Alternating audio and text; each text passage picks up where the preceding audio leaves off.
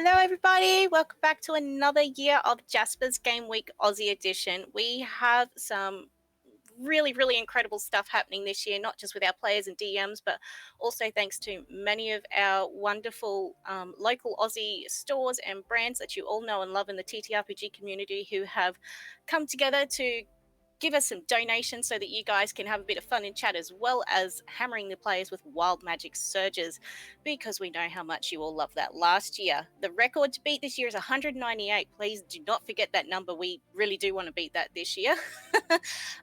So this year, our first big giveaway at the end of this game today is going to be an adventure tokens pack from the wonderful team over at Glowcraft. This adventure tokens pack, helps you keep a track of initiative and the status of PCs and NPCs and enemies without taking up too much space. They're only about 3 millimeters in size, and they're perfect for the DM or player on the go. So make sure you check out Glowcraft after today, and make sure you're in chat for all the wonderful giveaways we've got coming. There's heaps of D&D Beyond stuff as well. So without further ado, I'm going to hand you all over to Michele for today's first game. Thank you for tuning in.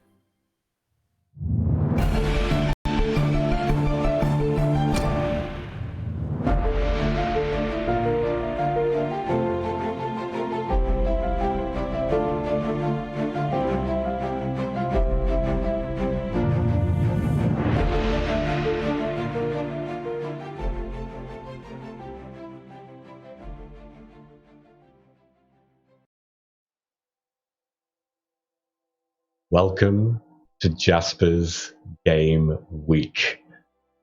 Down Under. Hello, everybody, and welcome to Jasper's Game Week. My name is Michele. I am your Dungeon Master for the very first game that will be such a roller coaster of amazement and fun and terror and other things. Probably lots of laughs. This is amazing. I don't even know where to begin. But I guess I'll start with just some shout-outs that this week will encompass. So this week we are partnered with Jasper's and Beyond Blue to give you all a chance to enjoy such an amazing set of people and sets of people from Australia and beyond as well, raising money for Jasper's and Beyond Blue and suicide prevention. That is the message, and that is what we're here for. And also to come together as an Australian and overseas community and just have a bit of fun while we're doing it as well. Like I said, my name is Michele. Shout outs, people that are just behind the scenes a little bit, organizing all of this to put together is probably my next big thing, and that's going to be to two main sets of people, Meeples and Dragons, for bringing and organizing all these players to be brought together, making the schedule, and you can probably tell I'm nervous, so bear with me, and making sure that we are all in the right place at the right time. Thank you so much, Meeples and Dragons. You can find them at meeplesanddragons.com.au. They don't just do this amazing. They have their own online presence where you can go and buy some amazing apparel and miscellaneous items, D&D related. We also obviously want to shout out someone we can see but you can't, and who's doing all the overlays and sound and audio and visual. And thank you very much, Clint from Ardent Roleplay. Such an amazing and obviously very challenging role to make sure we all look as good as we can be. I know I can't help the fact that you can't make me look prettier, but that's okay. But you've done an amazing job, and we'll continue to do that this week. And I don't envy you and your role at all. We're here to have fun. You're here to work. I hope you enjoy hearing this game and multiple games coming up as well, which brings me to my next point. We are going to be playing so many different games, Dungeons and Dragons, Call of Cthulhu, other role-play sort of worlds. So you can, using the Tiltify Awards, and donate towards each of these games. And using those donations, you can choose, depending on the dollar value, something to change in the game. You'll see and even outside the game, you want me to dance? You want me to sing my next line? You have the power. So you can turn each session into a chaotic mess or an amazing, beautiful sing-along, if you'd like. So don't forget, everybody viewing at home, this week, every game, you have the chance to donate and donate to Beyond Blue and make us do things in-game or outside. Anyway, that's me. I'm Michele. I'm a Dungeon Master. I am a part of Fate Grip on Twitter and also on Twitch. The handle is Venice Elder. And I stream every Tuesday evening at 6:45 p.m. D&D 5th edition Down Under. And that's me. I might go over to Hanto or Kyle now. Kyle, do you want to say hi and tell us a bit about who you are? Hi, I'm Kyle. I'm from the Dicecasters. We are a variety stream and podcast from Adelaide, Australia. Looking to have some fun, raise some money with you guys, and have a lot of fun. Happy to be here. Love to be here. Thanks for having me. I love you. Love the ears. Hamish, you're up. Hey, hi, I'm Hamish. I don't do any streaming or podcasts or anything like that. I'm just a dude who comes into streams and gives people like Michele grief every week. I'll pimp Meeples and Dragons. They're awesome. They've got awesome glasses and all sorts of stuff. I also play in their little campaign, which you'll see on their blog, which they update on a semi-regular basis, which would be more regular if everyone just didn't get COVID at the moment. But that's me. I'm here to have fun. Beautiful, thank you. Now, just before we move on to the next, just so you know, courtesy of D20, one of our, we have had a donation already. As we enter the game, I will describe what that is soon. Thank you, D20, and how dare you. Next up, George. Hey guys, I'm George. I come from the YouTube channel Split the Party, where we do all kinds of chaotic content and play ridiculous Dungeons and Dragons and other stuff. But yeah, super excited to be here. Really, really good cause. So everyone just donate, mess us up, make us do some wild stuff. You can also find me on Instagram and Twitter at SirGeorgeathy. Beautiful. Thank you very, very much. Lovely. Ben, if you don't mind. Thank you. Yep, I am Ben, and I DM the weekly Dungeons and Doctorates podcast, which is 3 PhD students trying to get their PhDs at a fantasy university, dealing with monsters, magic, and peer reviewers. And I'm very happy to be here, very happy to support a great cause. Thank you. NVCDM. Good morning, evening, afternoon, whatever it is in your part of the world. I am NVCDM. I play TTRPGs in various places, and you'll often find me as one of the loyal chat rats in various streams elsewhere. I'm super excited to be here to be taking part in Jasper's Game Week Aussie Edition to benefit a cause very dear to my heart. Outside of here, you can find me on Twitter at that NVCDM, on Instagram at NVC_DM, or on Twitch, NVCDM. Thank you. Thank you. Last but not least, Darcy. Hello. How's it going, everyone? I'm Darcy Smith. I do Swords and Monsters podcast. Swords and Monsters is the name of the podcast, with some friends. It's a fortnightly podcast. There's a heap of episodes in the backlog. Go and check it out. If you like sort of more the fever dream, a chaotic energy, there's one of our characters plays a sentient chicken. So check it out. Beautiful. And that rounds off our party. Excellent. You'll get to know who they are in the game now. So let us head in to the very first game and set the scene of this wild and wily quest. Imagine sky,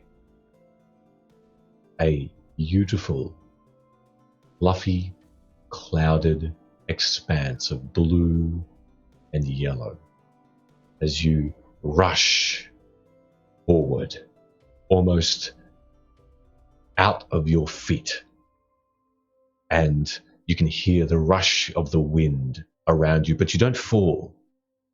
You are all stable and quite enjoying yourself. As you look around at each other, sitting on beautiful green velvet high-backed chairs in what looks to be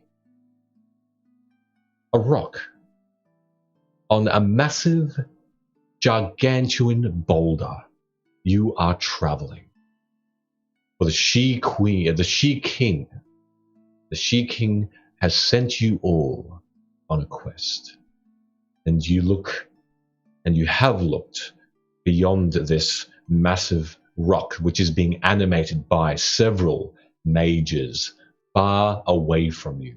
About 100 feet, you can see that in unison, their hands are moving quickly, keeping this huge piece of dirt in the air.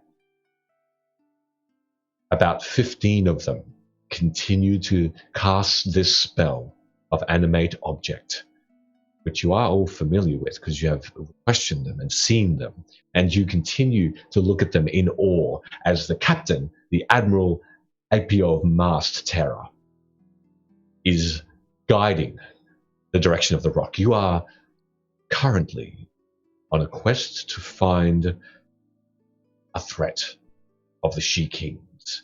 Something in this area has devoured ships, has devoured entire fleets. And Admiral Apio of Mars Terra is done with this threat. He is over it, and he is ready to find it and put it down. And you have all been paid very well for this to be done. You've all been given a legendary item from the Queen's own horde to battle this thing or do whatever you want with this thing. And as you continue, you can see around you that although the wind is rushing outside of this rock, you see plenty amount of people that are making sure this travel is moving smoothly and swiftly towards its destination, an expanse of water, hundreds and hundreds and hundreds of feet below. You can barely see it, but you're just between the clouds, moving quickly. Captain, or this Admiral Apio of Mars Terra, is making sure that this is a smooth travel until the destination comes. He's making sure you're all fed well, drink well. You're all taking sips of either water, mead, or other various juices, beautiful raspberries and lychee. Juices touch your lips on these days of travel. You've been out for about a week already. What I'd like you to do now is look at each other and describe to each other who your characters are. Start with Dream. So you would see standing a comparatively short tabaxi, black fur with some green markings on his face. Very slender, wearing long, brightly coloured robes over just some very simple leather armour. Dream's full name is Dreaming Tree of the Lost Twilight Clan. A druid of the Circle of Dreams, who you've discovered over time is somewhat obsessed with the Fae and the Feywild after him and his clan were removed from the Feywild. He would often be very keen on getting as close to the edge of this flying rock as possible, wanting to peer almost dangerously so at times, with an almost childlike glee. And you would have learnt over time that Dream is a little bit spacey. Thank you. Next up, Praetor. Praetor is this tall elf wearing these kind of green slender robes with long blonde hair that's tied back, and he's sitting at these seats with his feet kicked up, and there's a massive sniper rifle leaning against the chair with him, and he's kind of tinkering with this kind of self-made pistol that he's got, and you can tell if you get close to him that he's talking to the pistols because he worships the machine god, and he's got all these tattoos that are like gears and things all over him, but he's talking to the pistols and telling them to be very nice and that they are good and that they do good jobs because he is a legendary shot amongst everyone. So he takes everything as a challenge. Everything he does is a one-up of everyone else. Lovely. Next up, Finn. Finn Bonkle Loosenob, Finn, to his friends, is a goblin with kind of messy black hair, like loose leather fit clothing, and he's got a bow slung over his back, and he sits like hands gripping into the chair, nails almost digging in, and he sits there freaking out about the situation because he is very high off the ground and very uncomfortable with the amount of wind rushing through his hair. And he's sitting there talking to himself. It's fine. It's fine. I don't have to look at the sky. I'm fine. Fine. Fine. And that's Finn. Brother Deimos. In somewhat of a contrast to these more material people, Brother Deimos is sitting there relaxed in these high-backed chairs, enjoying the strange comforts of this first-class travel mode. He is a tiefling with pale, violetish skin, white-grey beard, and a shock of white hair around the back of his head, balding on top. Not that you would notice because these large fan-like horns protrude from his skull. He wears these black robes trimmed with red that flutter a little bit in the wind as the rock moves forward, with a collar that is similar to that a priest would wear, but instead of a white band, it is red, as he is a cleric of Asmodeus. By his side, he carries a coppery mace, and on his back, a matching shield. And these are his tools with which he serves Asmodeus and helps to spread his word and umbral light in the material plane. Borel. Borel is like a tall-looking human with sort of free-flowing, big, billowing hair, with wraps on his arms and whatnot, sort of standing, gorging on what's available. You see sort of like flames sort of almost moving underneath his skin, under sort of in what's exposed on his neckline. And his sort of cloth like flaps in the wind. Lastly, Hento.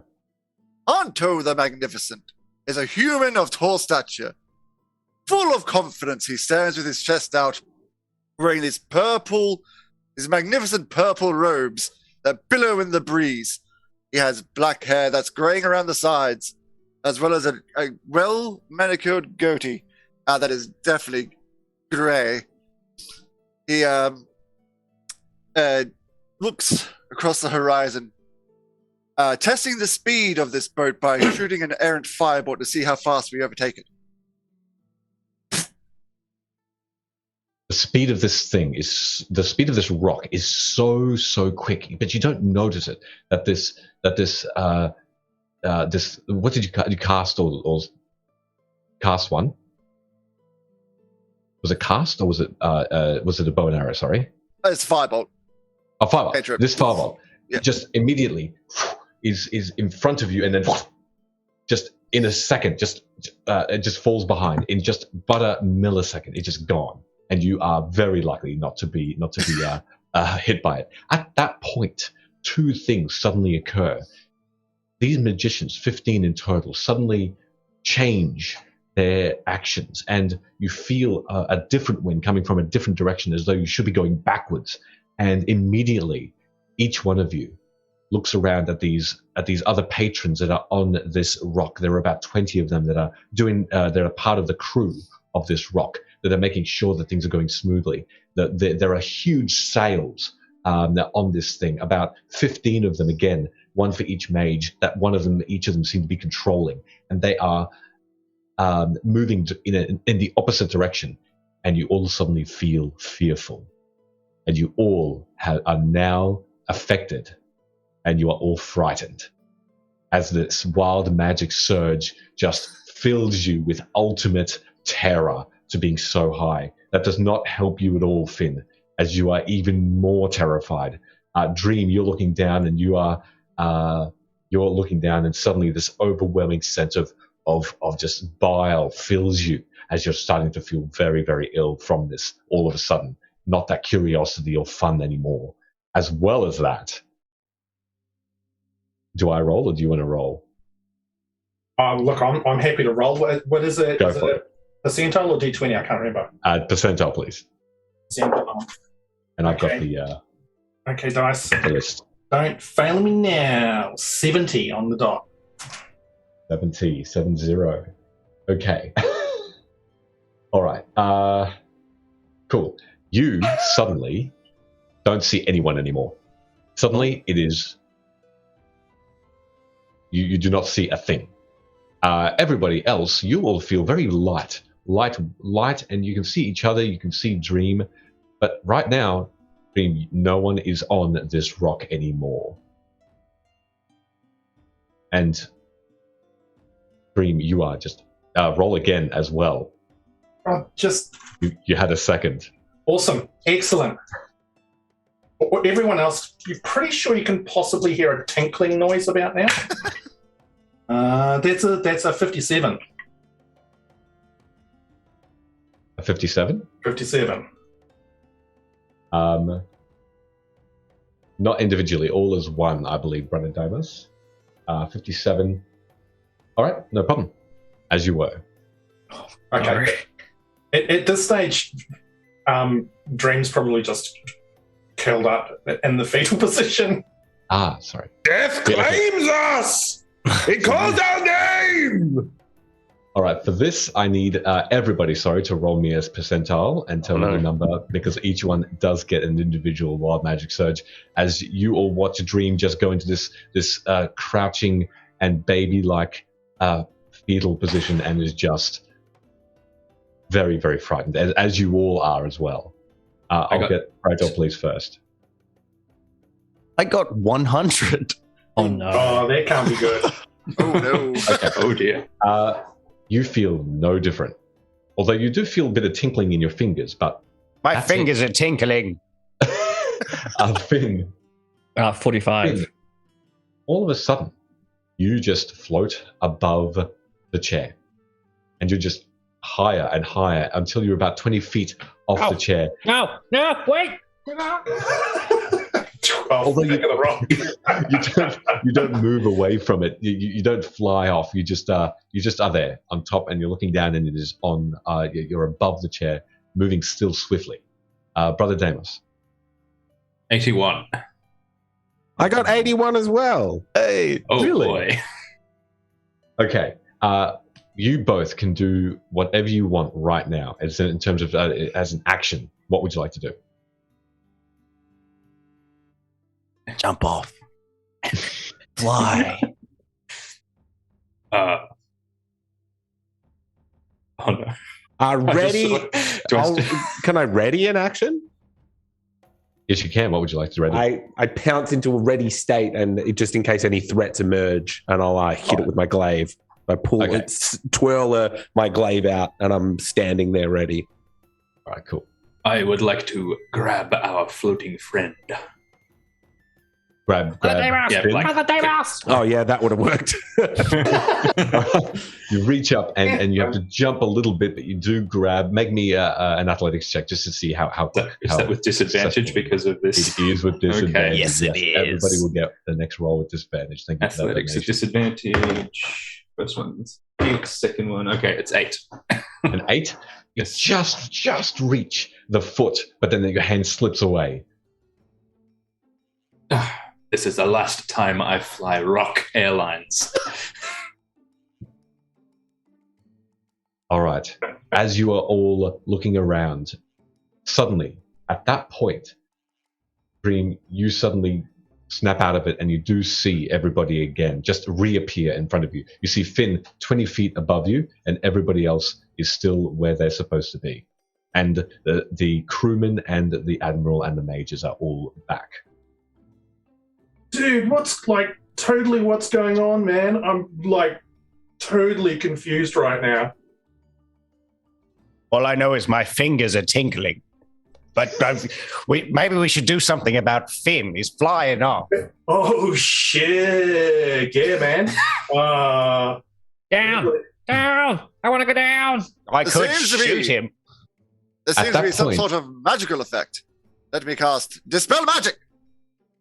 At that point, as you cast the Dispel Magic, Finn, you just drop straight away on top of Brother Deimos, and you both just in a heap together. At that point, you look over, and you all suddenly see this bright light. As glowing 10 feet away is Hanto, just this beautiful nimbus of blue-yellow brightness, just after you cast Dispel Magic, so it doesn't have an effect on this particular time. Although although you all feel this massive boulder just swoop drop for just a moment, and you hear panic from the majors just going to go, and they look over to you. How dare you? How dare you cast this thing? We are high above. You could kill us all. Oh, whoops. Don't do that again. Don't do it. I'm sorry, dear friends. However, I saw a friend in need and needed to see if this magical effect could be ended by dispelling it. Well, now we know it can. Yes, I shan't cast it again. Don't you worry. Get off me, Finn.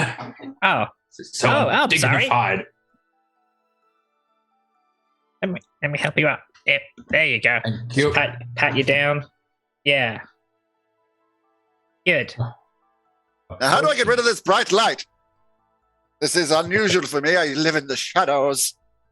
Roll around in the dirt, maybe. Cover yourself in mud.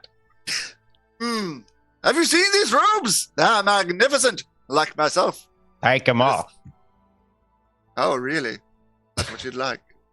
Just get in the mud. Yes. Yeah. Excellent. I'll help. I'll kick mud on him.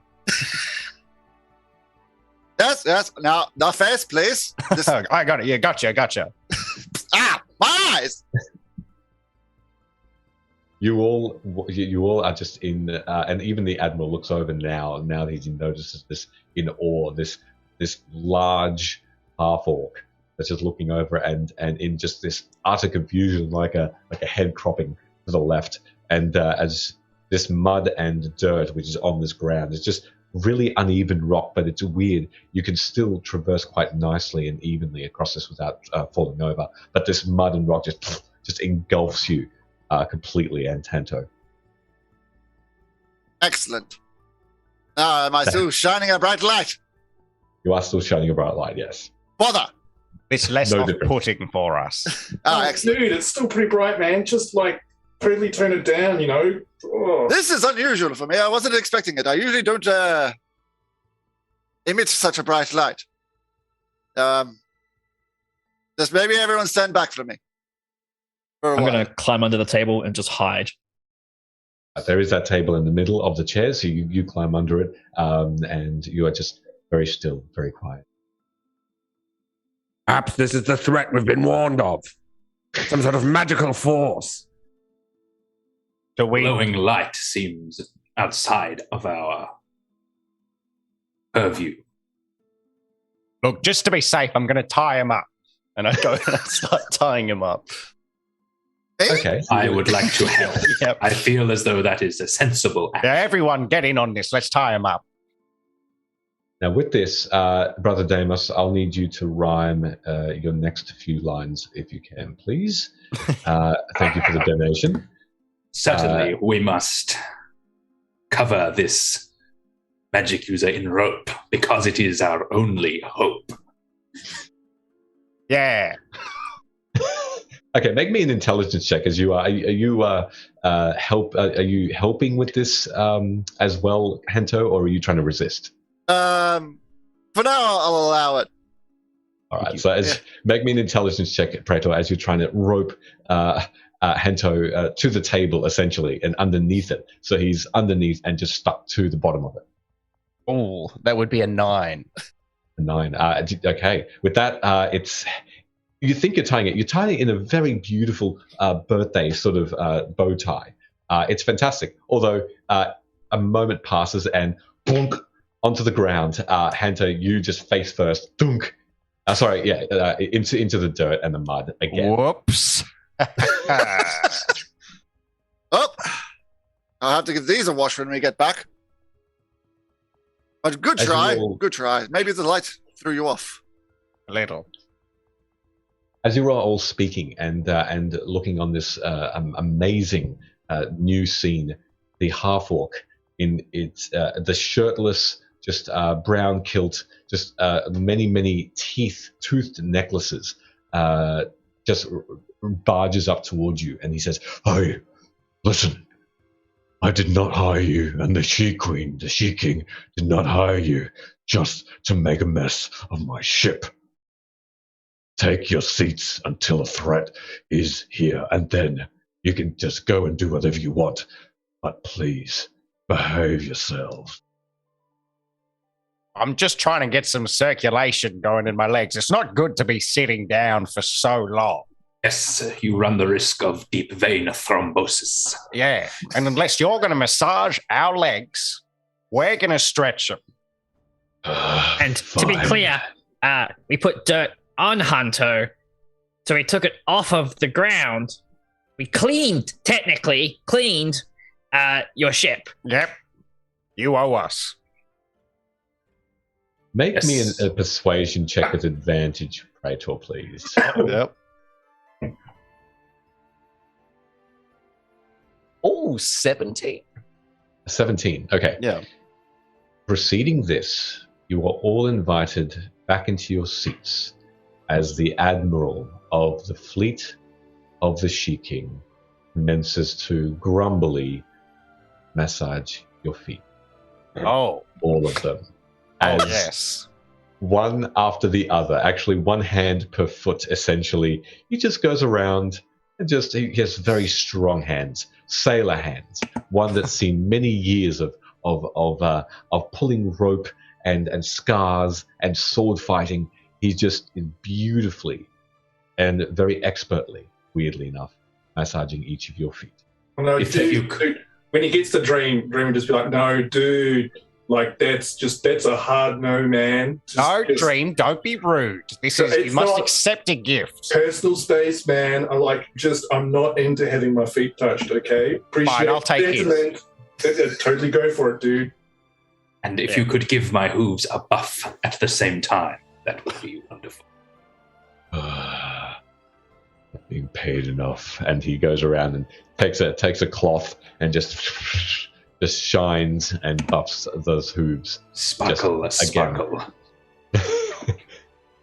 Perhaps if you're going to touch our feet, we should get acquainted. What is your name, by the way?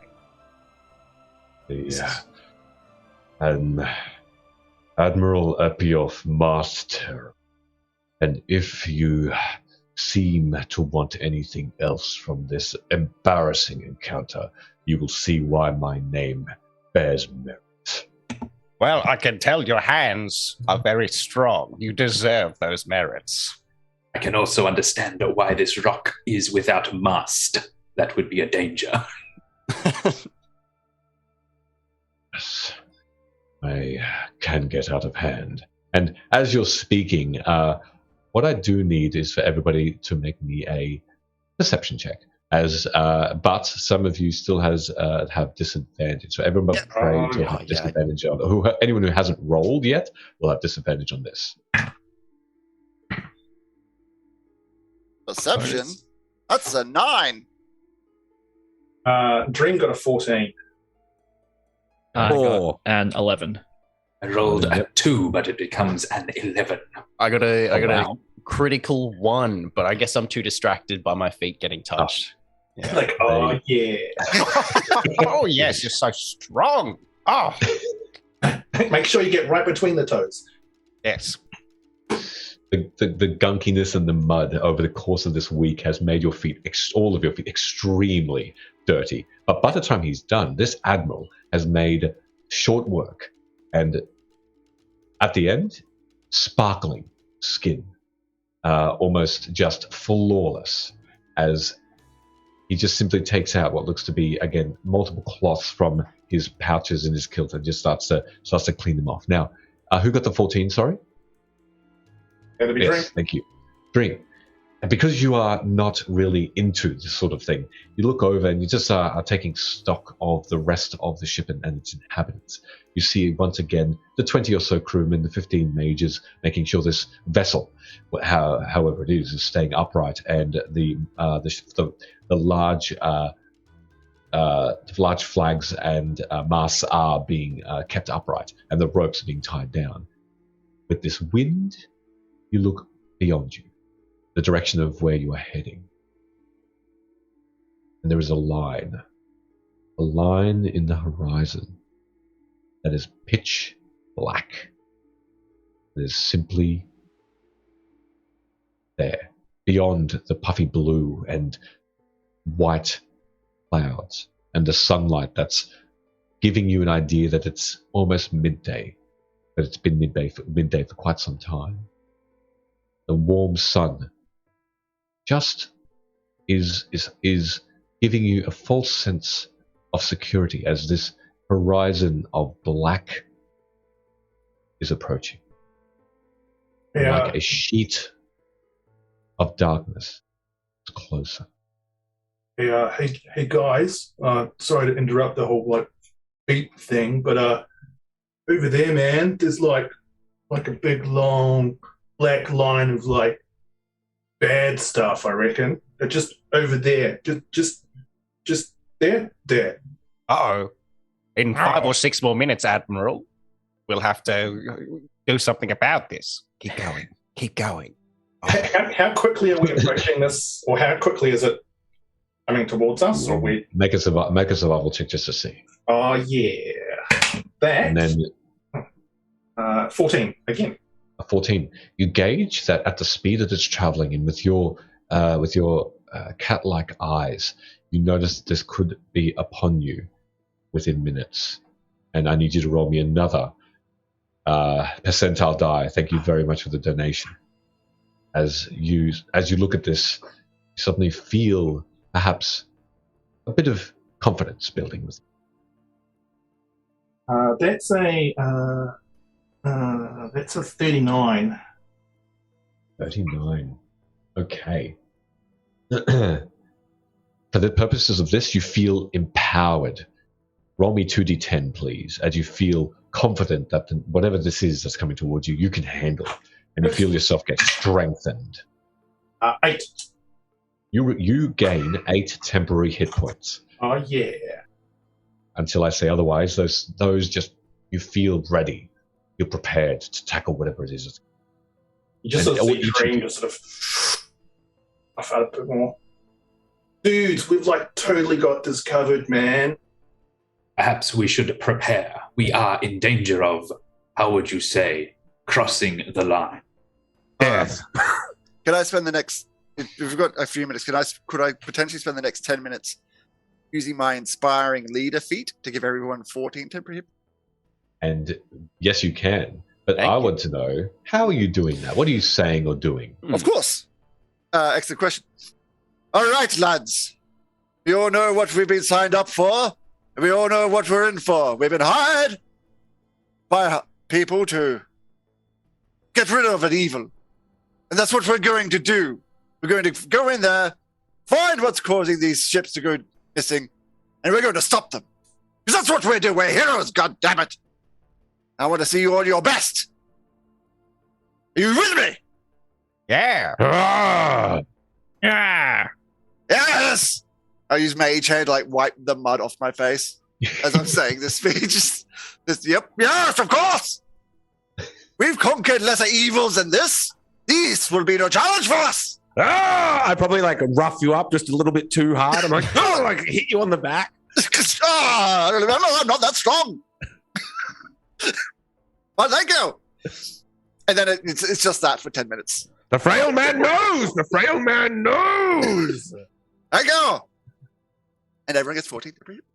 Yeah. 14 temporary points. Beautiful. I feel How'd you inspired. By Asmodeus, that was one of the finest speeches I've ever heard. That's what I'm good at. I'm good at speaking. Really cool, man.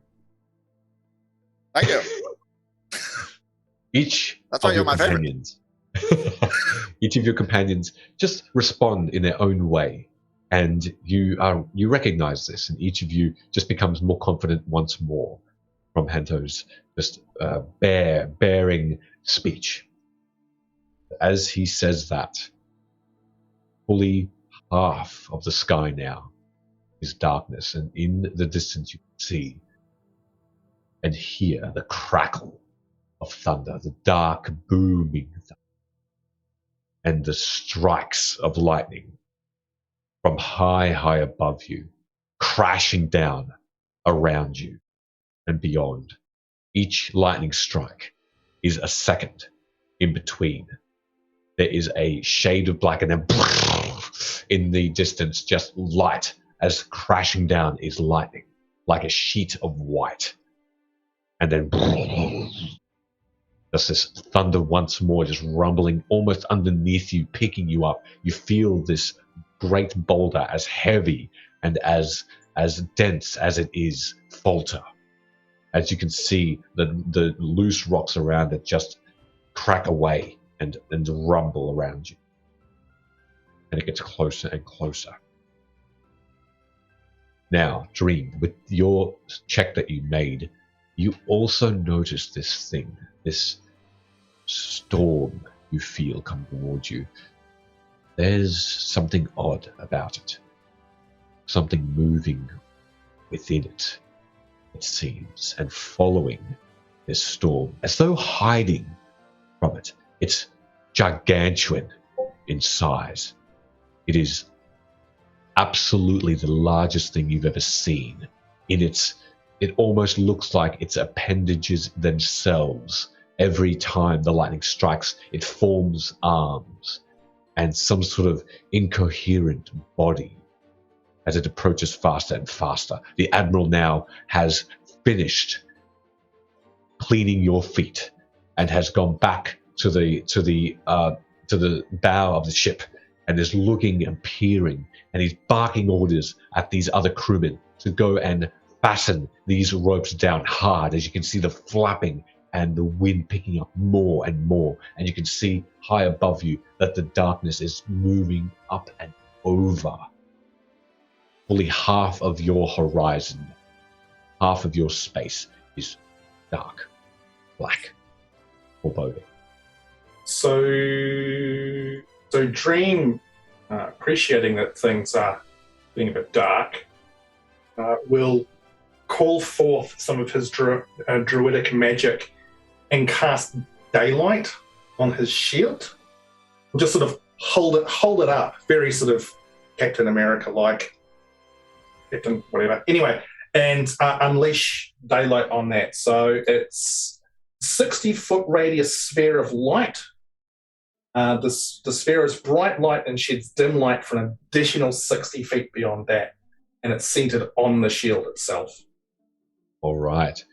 As your watch, Dream just looks up and with one hand just holds it high and strong, and the shield just a beam of white light that you can hardly look at directly just shines upward in a beautiful cylindrical cylinder shape, and just continues on and on, even further than the spell would otherwise allow. Dream, not quite sure how that's occurred, but it seems to hit where this barrier of darkness is and hold there. You hear at that point, all of you, this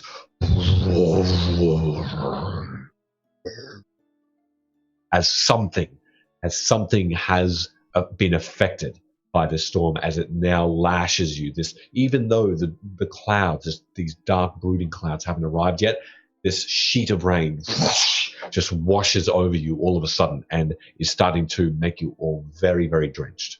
Oh, does anybody have a towel? It's quite dry under this table, actually. Yeah, all right. Don't climb under the table with. Oh no, you're wet. Sniper Get out! rifle. No, go over there. No, move over. I'll move As over you to all connect. Dream if I can, Yep. and Yep. and I say, "Steel yourself, brother!" And I put my hand on his back, and I'll use bolstering magic. So you get 1d3. Apparently, I don't know if you stock 1d3s, but 1d3 on ability checks and attack rolls for 10 Oh, minutes. cool. Oh, yeah, damn straight, man. Beautiful. All right, you feel bolstered again, and you hold that shield up higher as Praetor goes under that table and just makes Hento all drenched as well with already these drenched clothes, and the mud underneath you, the pitter patter of the rain is just causing your face and your clothes just to get dirtied again. The Admiral's work, sweet work on your feet, has now just been done for. And I have not put my shoes back on either. No, they're still barefoot and just slipping on this mud. What are you doing, Brother Deimos or Finn? Finn's just. I'd like to make a stealth check and just like disappear under this table if you allow me to, because Finn is very good at hiding. All right, make me a stealth check then.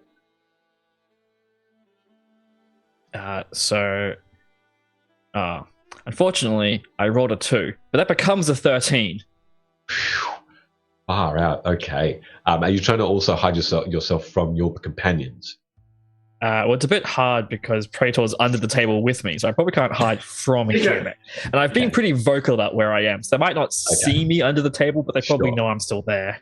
Okay. So you hide under the table. No one else around you knows where you are, but certainly Praetor and Hento. So at that point, Brother Deimos. How close are we to this darkness? Looking over, make a survival check to see.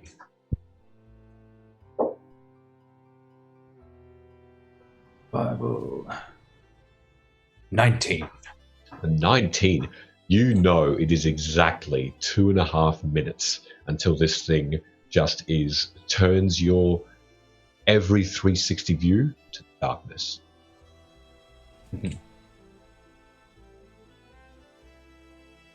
In that case, I would like to. I move my hands and channel some of Asmodeus's divine energy, and I would like to cast Detect Evil and Good to see if there are any creatures abound. Okay. As you cast that spell, your senses erupt, and as you close your eyes and feel the people around you, sense their understanding, their insight. The Admiral is a good being, loyal.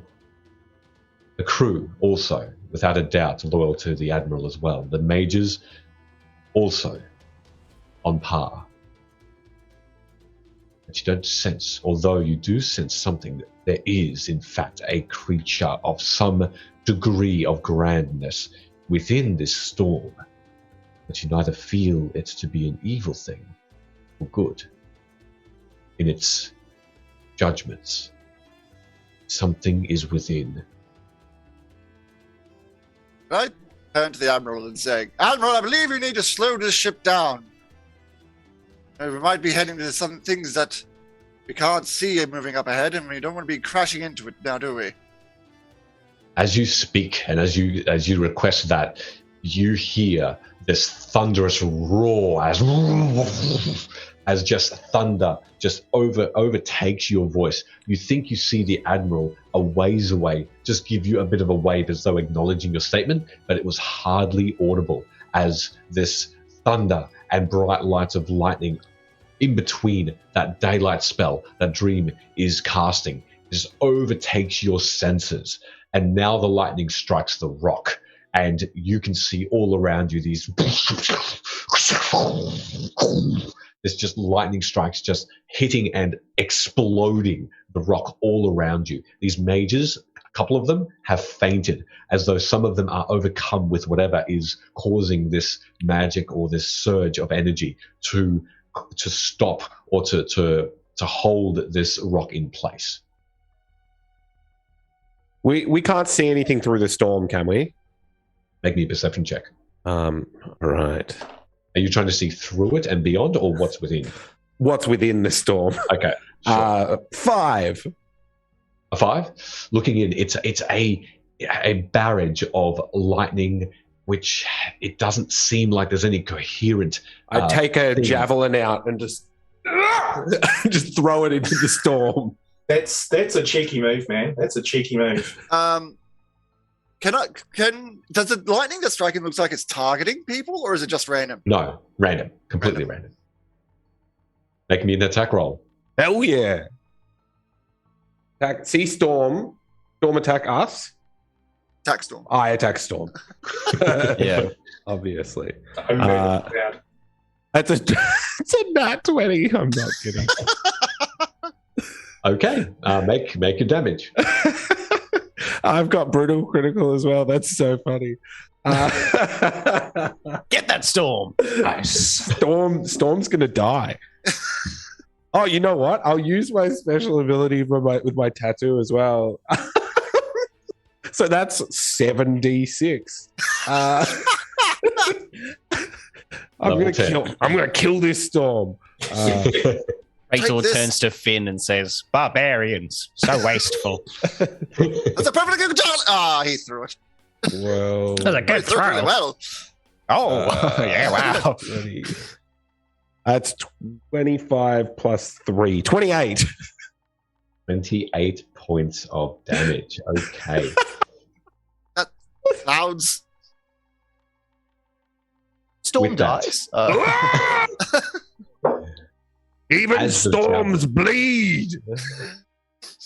As you throw this javelin, you all watch its trajectory. It is straight and true from such an expert at this weapon, and the javelin just flies. Not wind. I nor like to think rain. that like you see me launch it and it like hangs in the air briefly before just becoming like a missile that just goes. You I watch want it those as hands it on my flies feet. through. And disappears. It just falls out. That you see the cloud from like the outside perspective, and a javelin just goes flying out into the water. There's definitely a dead seagull somewhere. Suddenly, all of a sudden, now you see it. This lightning doesn't land and strike the ground, but forms in the very air around you, around where the javelin's trajectory was, forming a hand. And this hand overtakes the javelin almost as though it's blocking it from striking anywhere in the storm. And this javelin embeds itself into this solid hand of lightning. And this hand closes around it as you hear this. And all of a sudden, this storm, this blackness, and moves over the massive boulder and encompasses all of you in a split second. The daylight spell, and all of your sights go black. The last thing you hear are the screams of the mages and the shouts of the admiral as you all see nothing. Admiral, no! You didn't get to my feet. Your eyes adjust as you all blink and try and see any resemblance, light or where you were. You look down all of a sudden. You see that this hand of lightning is a surface. You can see it flickering as though every moment that passes, every blink of your eyes, the lightning is forming this appendage of an arm, huge in size. and you're standing on it. As you look down around you, darkness, and through this storm, which now seems like it's in the distance, as though you're in the very eye of the storm. You look around and you see before you, around the darkness that no longer rumbles in your ears, but only very slightly,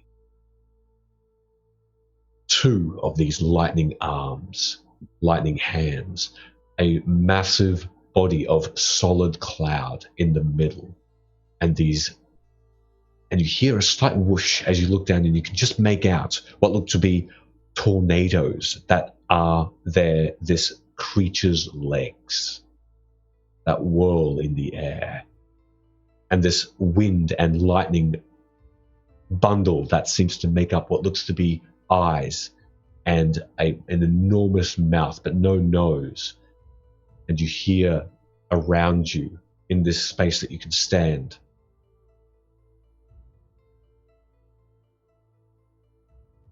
"Have arrived.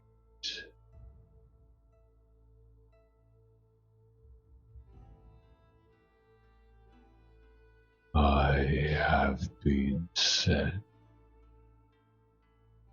And Praetor, if you've read that message, you'll need to speak for 5 minutes as such.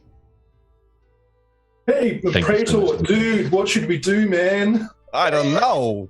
Why am I speaking like this? This is ridiculous. I mean, the Admiral did something to me. It changed my feet around. I don't like it anymore. But anybody will jump in with this weirdness. I think that we'll have to get to fighting this creature. How are you with feet, Big Lightning, sir? You look like you have big hands. I'd assume they're pretty good. Where have we arrived to? I apologize for my friend. Clearly, this whole experience has been a trip for him. But where have we arrived to, good sir? What do you plan to do with us here?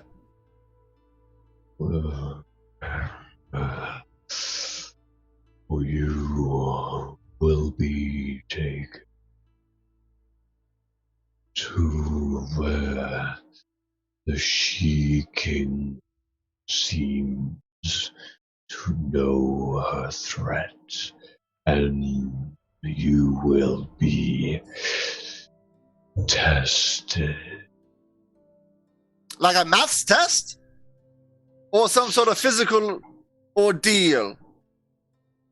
It depends. As she has said, your days could be numbered, but it could involve strange places. Forgive the intrusion. I am known to be Dr. Rumble. Dr. Rumble. Pleasure to meet you. I'm Hunter the Magnificent. These are my fellow friends and adventurers. And what, pray tell, is your doctorate in? Philosophy. Meteorology, possibly. Is this mole something to be worried about? I know not of your puny plight, but know that the She-King has sent for you and distrusts those on the massive vessel in which you travel, and such has made them asleep with her magics and mine, and they are now lost. You travel with me now under her instruction. Just so I can visualize like where we're at. Are we still on the rock? And where is this big creature in relation to us? looking around, you do not see this rock anymore, as though you've been transported onto the arm and the hand, which is made of pure light and lightning. But it is solid. All around you, you see dark, brooding black clouds, which make up the weather system around you, and also this creature, which seems to be living within or a part of this storm.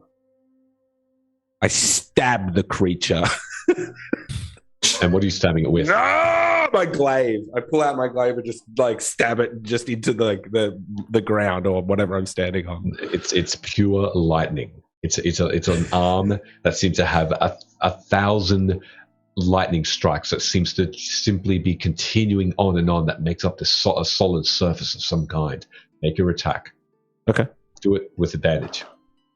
Question is, what is that glaive made of? Is it conductive? Are you holding the other end of it? What, you think I'm some sort of fancy science guy? I stabbed the monster. It's a dirty 20. Okay, that hits. Sick. Okay. Coming up. 5, 10.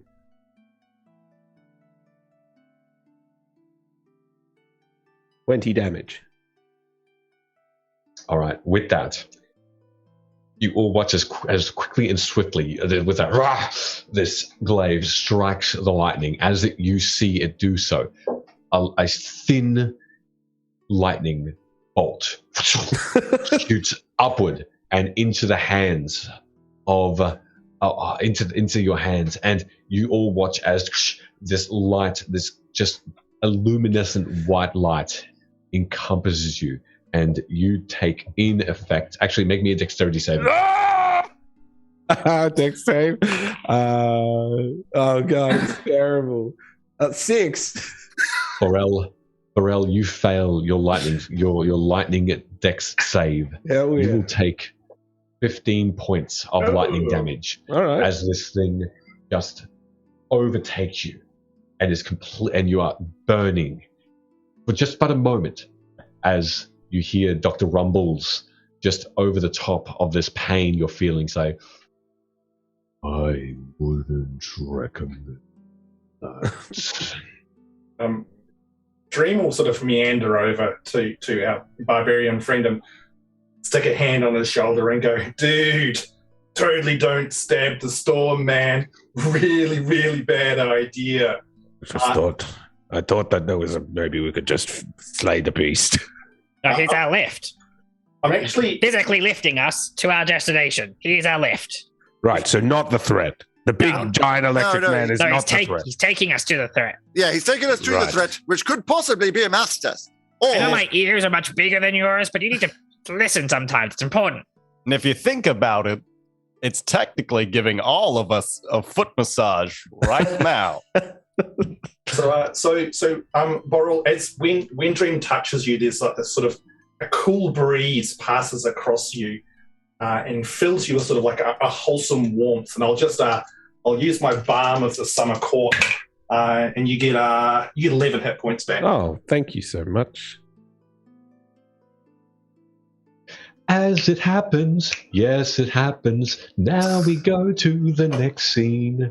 The storm, he goes and travels like a montage. Now he sends you through all of the spaces in the world and beyond. As you look up, the storm dissipates, but you're still on. Yes, you are still on the hands of this lightning.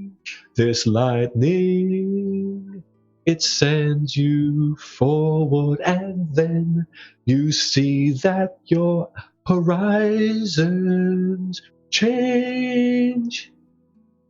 This is like like the Aladdin, where he showed you the world.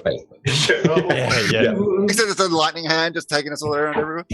Well, Thank you for isn't this shining, shimmering, and splendid?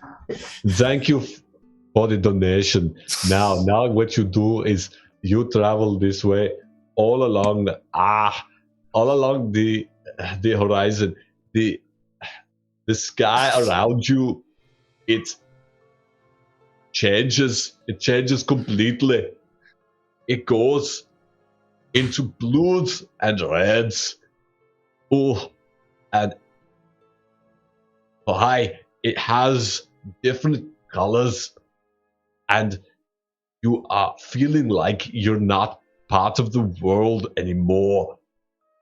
It doesn't feel like you're there anymore. It's a different place. Different world. You continue forward into pink, white, red lights. As you move forward, Dr. Rumbles says, we are heading to the threat. Be on your guard. Continue to watch and learn, for here lies the danger. How do you feel? How do you feel? Did we just go through many planes of existence? Or did you just take us through another world? Yeah, I did. Yeah. I don't know how I feel about that. I'm concerned. I mean, I'm no fancy mathematician. I am concerned that the big lightning man that took us from another dimension isn't the bad guy somehow. Are you sure this isn't happening? Isn't this what happened to all the other boats? Well, I guess we'll find out. Have you taken other boats before, Dr. Rumble? No. Then where have they gone? I don't know. Can I insight check that, please? It does make me slightly concerned that the giant lightning man could not handle the threat that we are being sent to handle. Oh, natural one. You don't know what or where you are.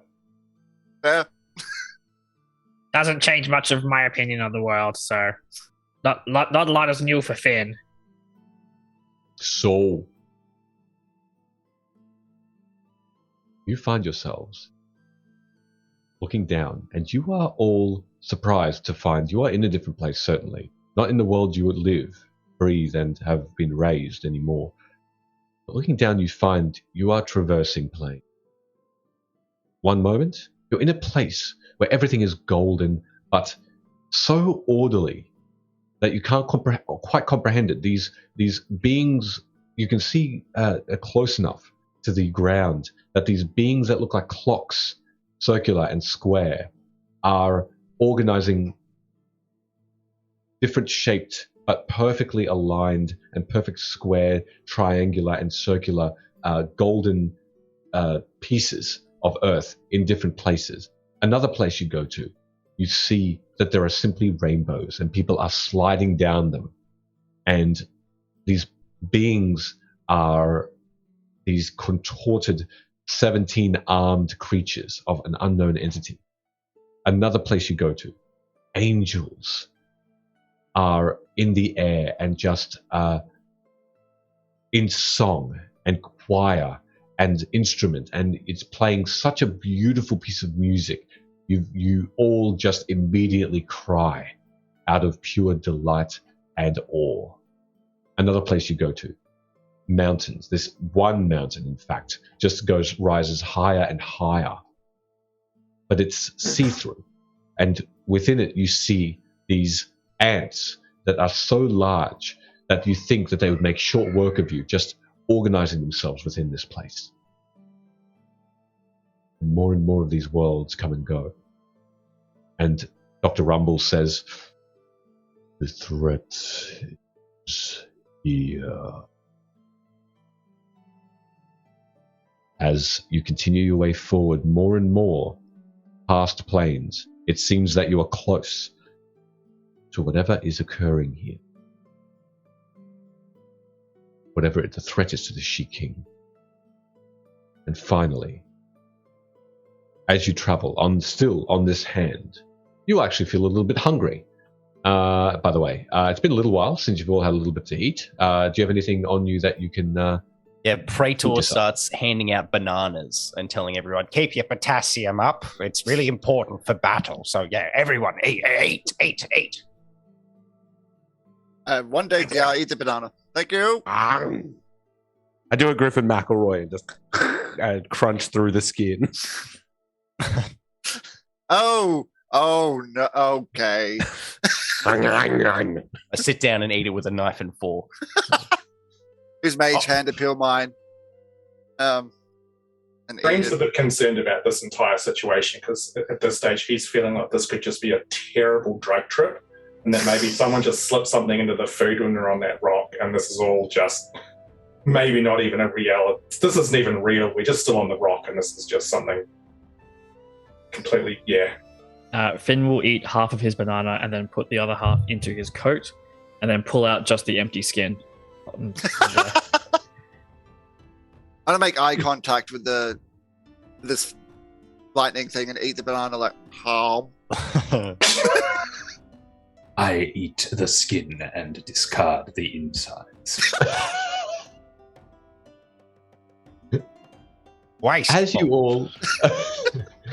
As you all consume this banana in your own individual, unique way, you hear this voice from above and all around you of Dr. Rumble saying, "There's mine." Would you like the piece that I did not eat? They seem pretty keen on it. I also suffer from potassium lacking. Yes, please. Will throw the inside of my banana. Dr. Rumble. Like, my weakness! You toss the banana up. Maintain your electrolyte balance to generate electricity. You toss the banana in the air and it just disappears. A small cloud just goes around it and just completely encompasses it, and it's gone. Straight to your tornadoes. Am I right?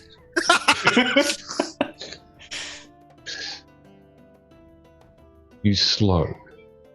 The worlds continue to move. Are you doing anything else as you are moving through these worlds, as you're all on this place? Can I get an idea of where we are? Make either history or arcana check. Ooh, that's gonna be arcana. Oh yeah, my history's terrible. Ooh, that's a 22. Ooh. Wow. 22 will reveal to you that you seem to have passed through the elemental plane of fire, the elemental plane of earth, water, air.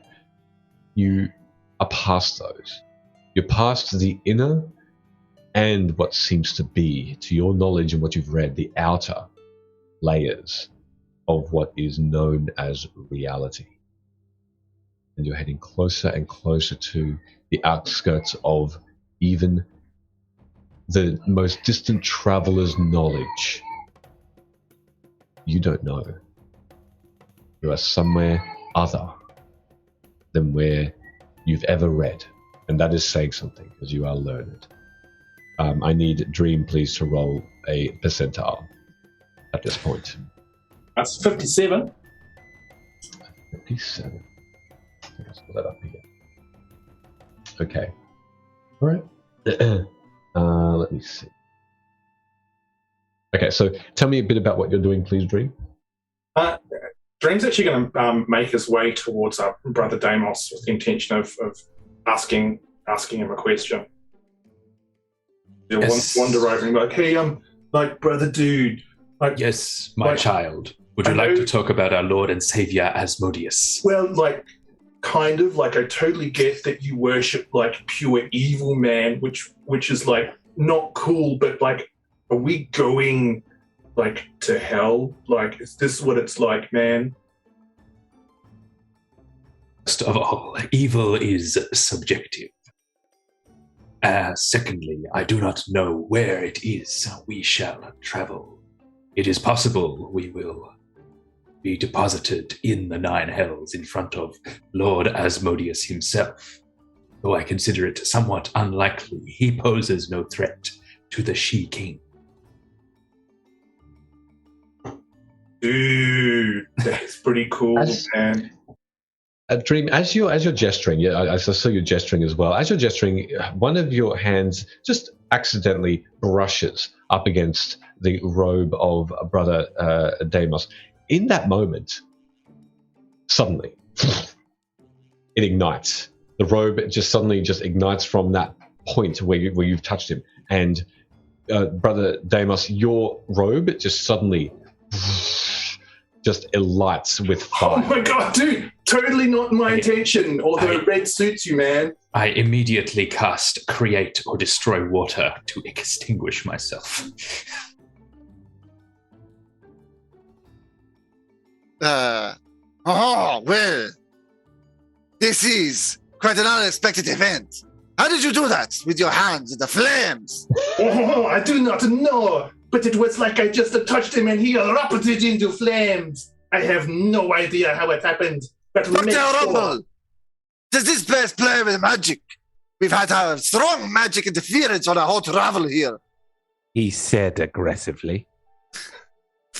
I do not know. It could be that there is some kind of weird interaction across the planes that is causing these strange phenomenons to happen. Definitely said, some obviously. kind of strange, unusual situation we are finding ourselves in. The party is so stands in a depressing. strange realm, bickering amongst themselves about their environment. Dr. Rumble, a good friend, do we pass by your home in the elemental plane of air? Or another one? So, how far to our destination? Dr. Rumbles says, we are nearing it. You will go down and understand why that you have been sent here. The threat is big and large. We have tried to contain it many times throughout these worlds, but every time we have tried, these beings have overtaken and destroyed the world around them. It has been an unsuccessful venture. Please help us. So not a math test. Dr. Rumble considers whether or not he could possibly digest these individuals, and then opts against the idea. Brother Deimos, maybe you could share with us what your ideas are in regards to everything that is happening. Like, you just totally wrecked my robe as if I'm going to help you out, man. Like, whatever. All I can tell you is, like, the threat must be enormous if they use both big and large to describe it. That's like 2 whole adjectives. The threat awaits us! I move forward. My own friend, there is no need to be so evasive in your answers. Our barbarian friend wrong accent. Our barbarian friend, he just ran off towards the edge of the hand. Did he just go? Aren't we in like a cave or something now? No, on top of the lightning hand of this creature.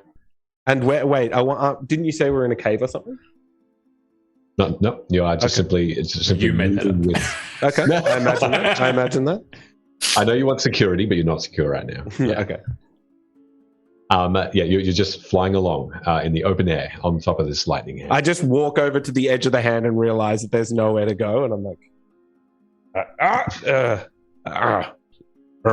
Just like partially crouched, like ready to power jump. I'm just like, What kind of a threat are we facing?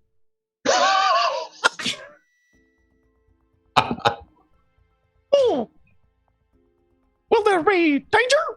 Why are we able to do this instead of not you, you big lightning thing? Oh. Because I protect the She-King. I protect her interests, and I am her deliverer and messenger. She speaks to me, and I need to continue to stay close. This is the furthest I've ever gotten and have gotten over time. I've done these trips many times for her. well, why don't you just take us the whole way? That is my intention. Why the theatrics? Could you not just come to us normally? Maybe a smaller figure to be less intimidating? Only I and the She-King have the power to send you here, this way. Oh, ladies, I think we should just go with the flow.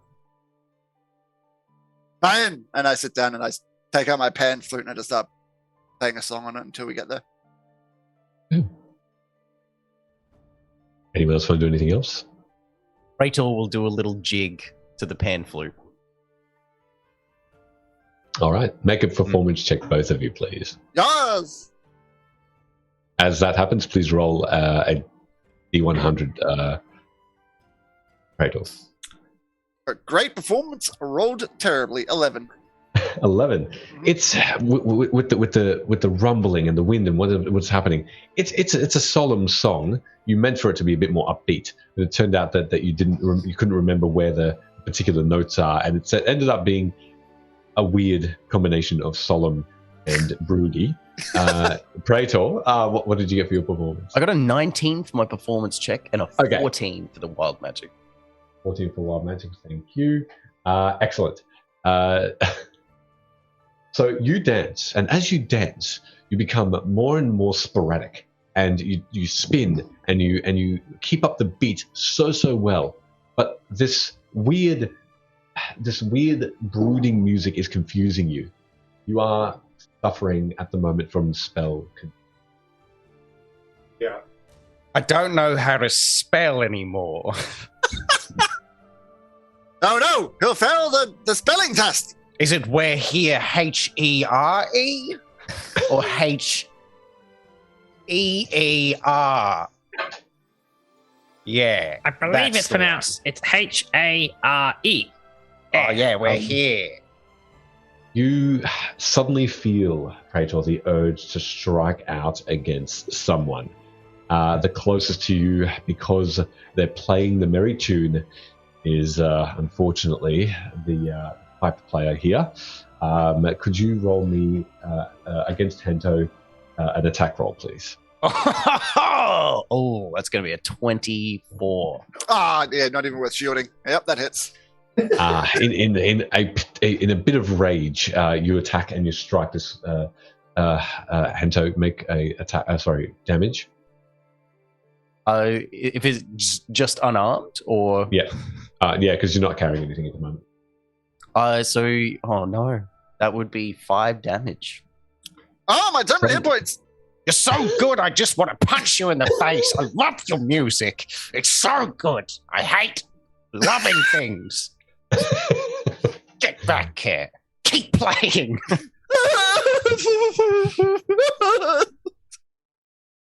Why? I don't know. You make me crazy. And Glad to hear that, friend. You slow again. The storm itself, Dr. Rumbles just again says, have arrived. As that happens, the sky clears. The being that is carrying you all of this way through hundreds and hundreds of worlds becomes more translucent, and the storm, this darkness clears, and you see down below you. It's odd. This home, it is home to you. Are you back where you started? Looking down, you see familiar looking forests. Normal looking forests. Nothing like the strangeness that you had through all of this. The lakes, the oceans are normal, but a closer look reveals there's no one around. It's bare. And therefore, it looks like the environment can thrive. As you look down, you see beautiful, massive oaks, grasses that go beyond your height, untouched by humanoids, it seems. There's nothing around you as you are gently, eventually, after some minutes, placed on the earth. Looking around, you feel a slight, beautiful, fresh breeze. Beyond, you did see a city, however. One that seems to be made completely of glass. It reflects the sun high above. It makes it so beautiful. You saw from your distance extremely small people. As in, from your distance, they are tiny, but you'd assume that simply because of the distance. But unnumbered, a population in that city. Hear this Dr. Rumbles again say, "We'll go to this place, and there will be the threat that it would engulf the worlds that you passed if left unchecked." Is it one of those people? Because I could probably shoot them from here, I say as I pull out my sniper rifle and start aiming down at them. How far does that? How far is the range? It says 1,200 feet. That's quite a distance. All right. As you look through, make me a perception check. If you wanted to see. 17. Okay. So. Sorry, 800 feet, but yeah. 800? Okay. Not quite. They seem a little bit more. They look like humanoids, definitely. They look like they're of a couple of different, only a couple of different races, but you can't quite make out if you recognize anybody. No, there's nothing familiar about them. The city is very similar to the main city that you have lived in for some time before going on this particular quest, the capital city of the She-King. And you said that all the buildings are made of glass. All the buildings are made of glass. That is one thing that is different to this than its sister city, it seems. This other city was normal, made of stone, wood, but this one is glass, which is an oddity. Following a you fable, do recognize it. Yes. From Finn's childhood, he's going to pick up a bunch of stones and put them in his pockets just in case. Dr. Rumble, quick question. Do you know the name of the creature we're meant to be defeating? Or having our morals tested against? This creature now that looks like it's just almost like nerves in your hands and feet. This lightning is still visible, but everything else about it has disappeared. But you're still on the hand, and he looks down. I have never seen these creatures, but I do know there are many.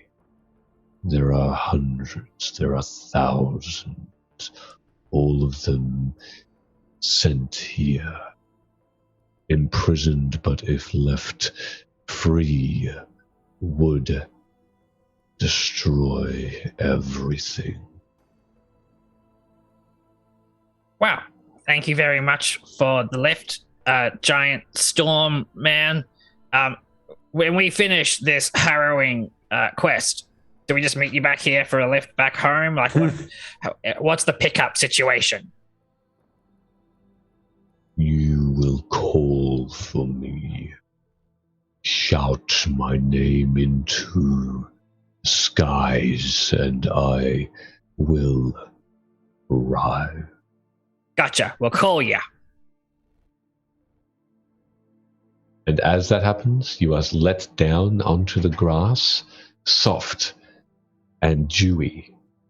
Not uncomfortably so, not itchy, but just a smoothness like silk brushing up against you all.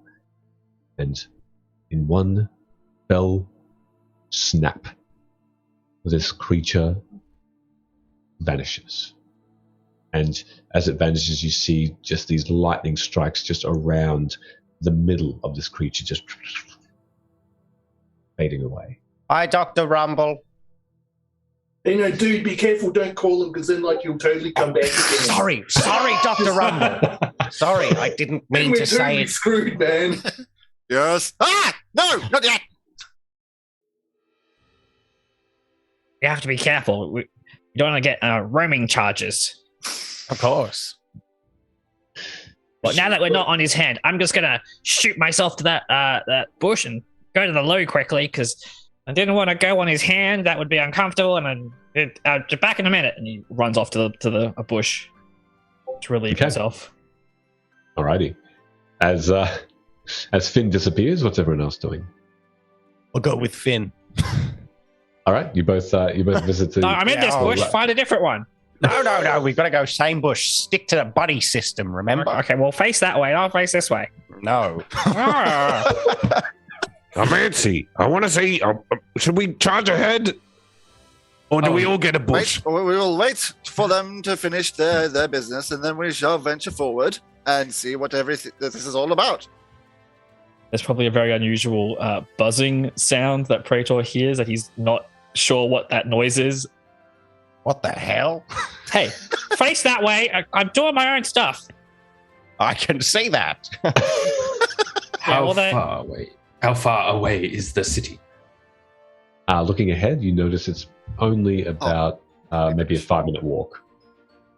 In that case, while they are relieving themselves, I would like to use a ritual to cast Rary's telepathic bond, which will forge a link psychically between all of us, and we can communicate telepathically whether or not we share commonly.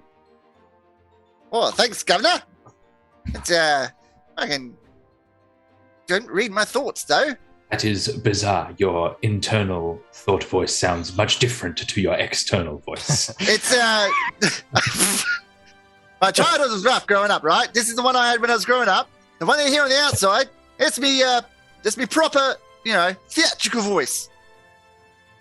I see. That seems like something you should probably discuss with your local therapist. He's let me go a long time ago. They're like, unfixable, he said. Too many problems for me to deal with. You make me sad, was his terms. Yes. Anyway, are they in the same bush? Yes, they are. We come out of the bush having done our business. And as I'm walking out, And don't tell anybody about me Beatles, all right? Oh, no, of course. And I say as I put my hands on everyone, touching their shoulders and being No, what do you mean? I say as I put my hand on Dream's head. Oh, God, no, dude. Why did I not choose prestidigitation? That's just really bad. Take some divine hand sanitizer. And so. Yeah, okay. As you clean yourselves from the brief pause before you travel forward, you all come together and you start traversing these grasses. They sparkle in the sun as you get closer and closer to this threat, to the city, and to these hundreds of thousands of beings that you saw through that scope, Praetor. As you continue forward, you eventually come to the entrance. The glass gate is open.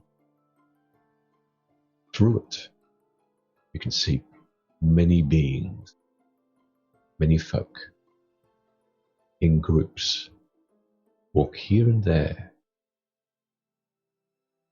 and suddenly you realize what the threat of this or these worlds are. Through this doorway into the city are groups of about 6 humanoids, hundreds of groups sticking together, looking like they're trying to find a way out. They are each of you. Oh, and you dear. hear suddenly this voice rumbling through like a dark cloud above you say, "Here is your prison. We have seen the demise of the worlds because of you and have captured each group of you from every reality. Now live and suffer for your plight that you would commit." Dudes, I totally knew this was a bad drug trip, man. We're so screwed. Wait, so the Rumble guy was the guy that he was evil? No. We're the bad guys. We're the threat. We are the threat. Simply impossible. You piece of shit, Rumble. I And with trusted that- you. All right, Governor, that's a bit rough. How about you let us off a little bit easy, eh? What have we done? You tell us our crimes. You can't punish us for crimes we haven't committed. And silence was the reply as you continue to look around at yourselves, some looking scared, some looking older than you, some younger, but all you. And for that, we are now going to take our intermission. Excellent. Thank you so much. So far, I've enjoyed myself immensely. Thank you so much to all the donations. It's been ridiculous and fun and amazing. I've been very happy to hear all of the accents that have been made. I'm so sorry for my off German one. It was I was not ready for that, so I just didn't have the lips ready. But well done, everybody, so far. You've all done amazingly. All right, we'll be back in a little bit. Shortly, please keep the donations coming. It's for a good cause, and we'll be back soon. Thank you, everybody.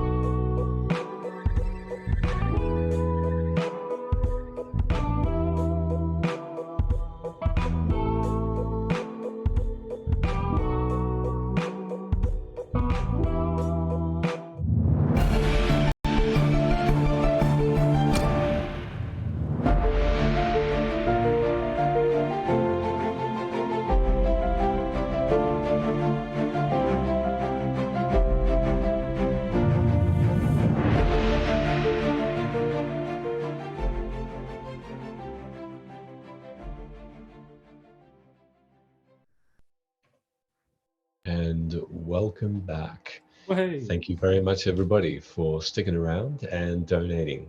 We've already raised so much already, so super grateful and happy for everybody to be here. Keep it coming, and then you can manipulate what we do, which has already helped or hindered, who knows. But let's head right back into this. So, where we left off, in front of you, within this glass city, there are groups of you all, each one slightly different, it seems. Seems that, and for this I might get Brother Damo to roll me a D100, please. With pleasure. As you just feel yourself 22. Feel yourself just become a little bit more anxious potentially. Okay. So they look like us, but slightly different. They do. They look like maybe some older, some younger, some differently dressed. Others look like they are completely different. Dream, you look around and you see some of these creatures look like you, but they're human. The race is also changed.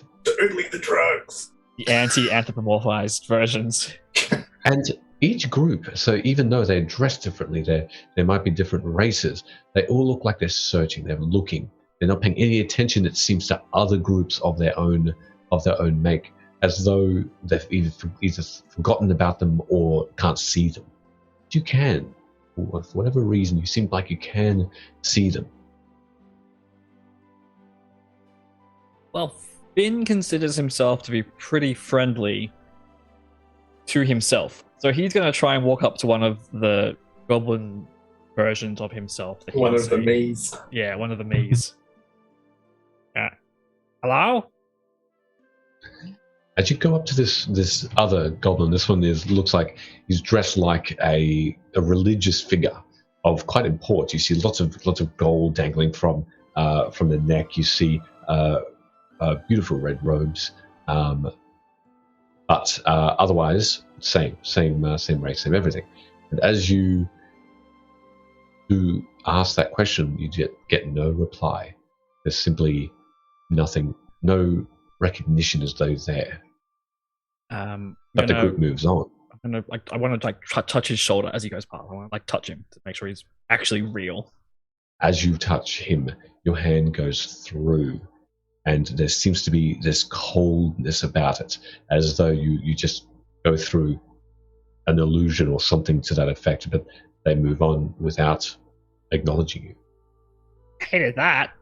That wasn't good, guys. That was not good at all. It's all cold and religious-y. It was You awful. gotta pet them so they can feel it. And I'll do it real hard on one of my versions. All right, Praetor, you go up to one of your versions, and this one looks almost identical, apart from the hair is pink and just spiked up completely. As you go to just really dig the hand in, it just goes through the side of the cheek and in through the throat, half the throat, into the stomach, and your entire arm just feels freezing as you just instinctively, because it's almost in pain, just cast it back out, and this being just doesn't notice. Can I get some more of that hand sanitizer, please? Yes, of course.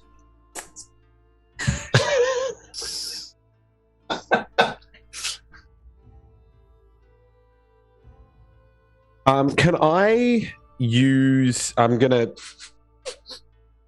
and start sniffing, and I'm gonna use magic awareness and see if I can sniff out any beacons of magic in the area. Okay. As you just use your smelling senses, you automatically and immediately look up, as though a lighthouse, a beacon, it seems, on the very top. Yep, there it is.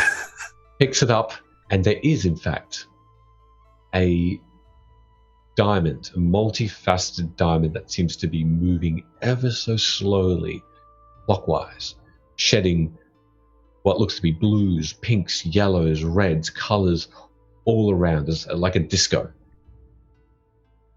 But no other group seems to be acknowledging this thing that seems so obvious, full of magic, just filled. But to what end, you're not sure.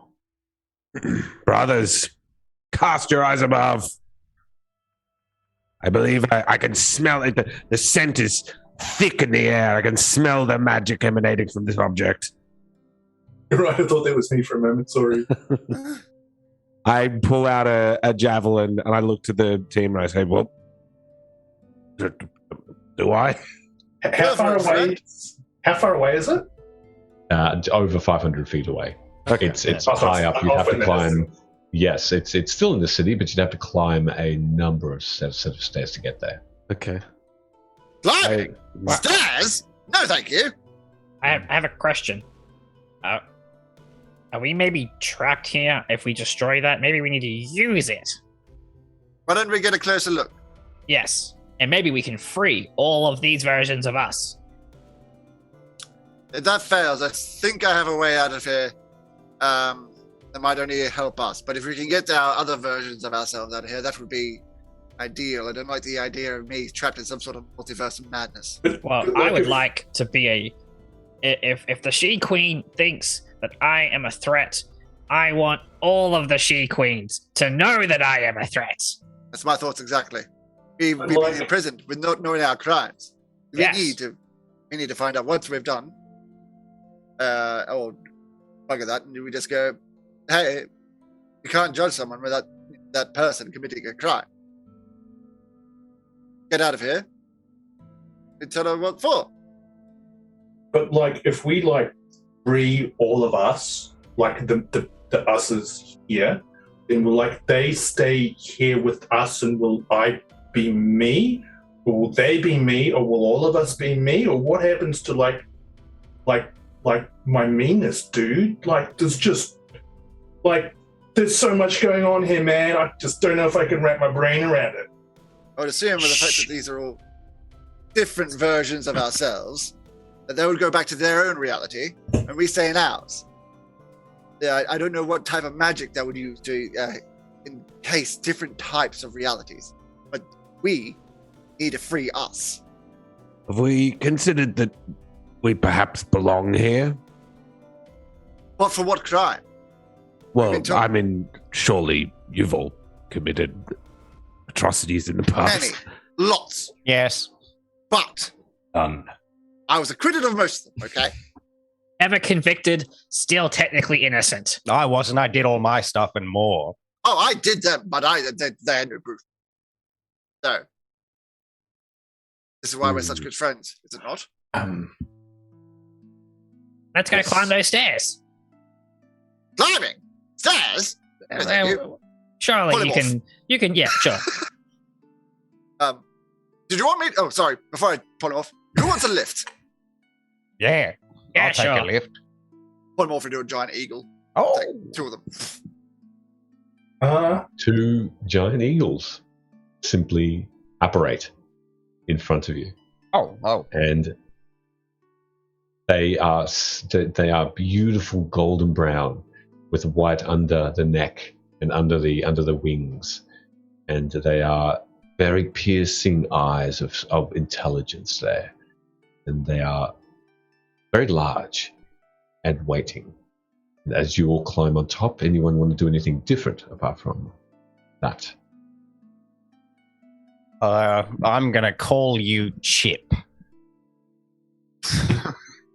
And on you go, onto Chip, as you all fly upwards, and up you travel. It's easy to hold on, and these winged beasts don't let you fall, as they very lightly glide upward. About halfway there, Ento, you feel the magic disappearing, and disappearing more. Is this a concentration check? Yeah, concentration check. I have advantage of those because I got Warcaster. Go for it. Make me a concentration check, please. Yep. Oh, they're both the same number. 14. Okay. You see for just a split instant the eagles disappear and reappear as you feel your magic slipping away from you. The words to keep this spell concentrating extremely difficult, slippery. As you travel further up, you're probably about. Thank you.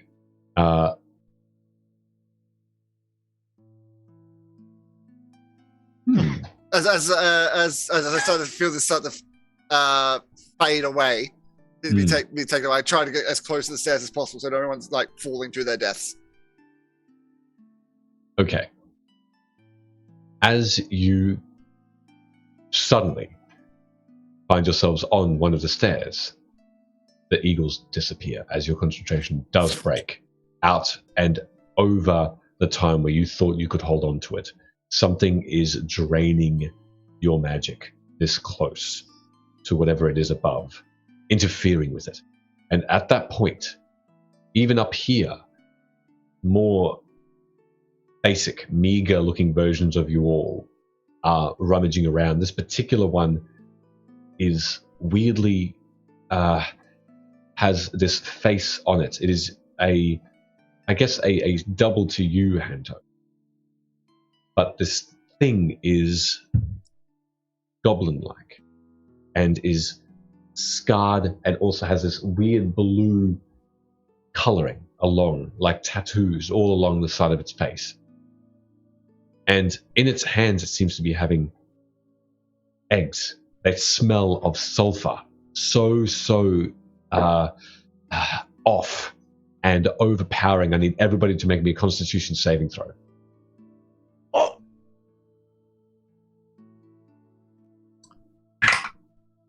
14. 19. 10. 12. 6. 10, 6, and 2. The runs who roll 10, 6, and 2, you all immediately just go over the side and vomit as this thing just immerses your senses. And as that happens... It's mostly banana. The goblin is so ugly. To you, Praetor, this thing takes out a weird-looking piece of card and hands it to you. Oh my god! Oh. Why is it covered in beans?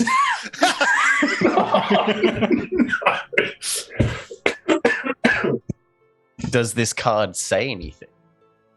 Well, I can only assume that this card is a particular card. I think if I think it's the right kind of card, let me just roll a dice.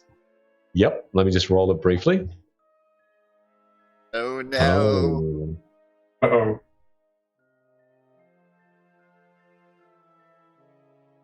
Done this to yourself. Everyone's just handing me cards. Oh, add it My to business my- card 20 It's years not a ago. business card. There's been so many things that have been handed to me. I'll put them in a deck.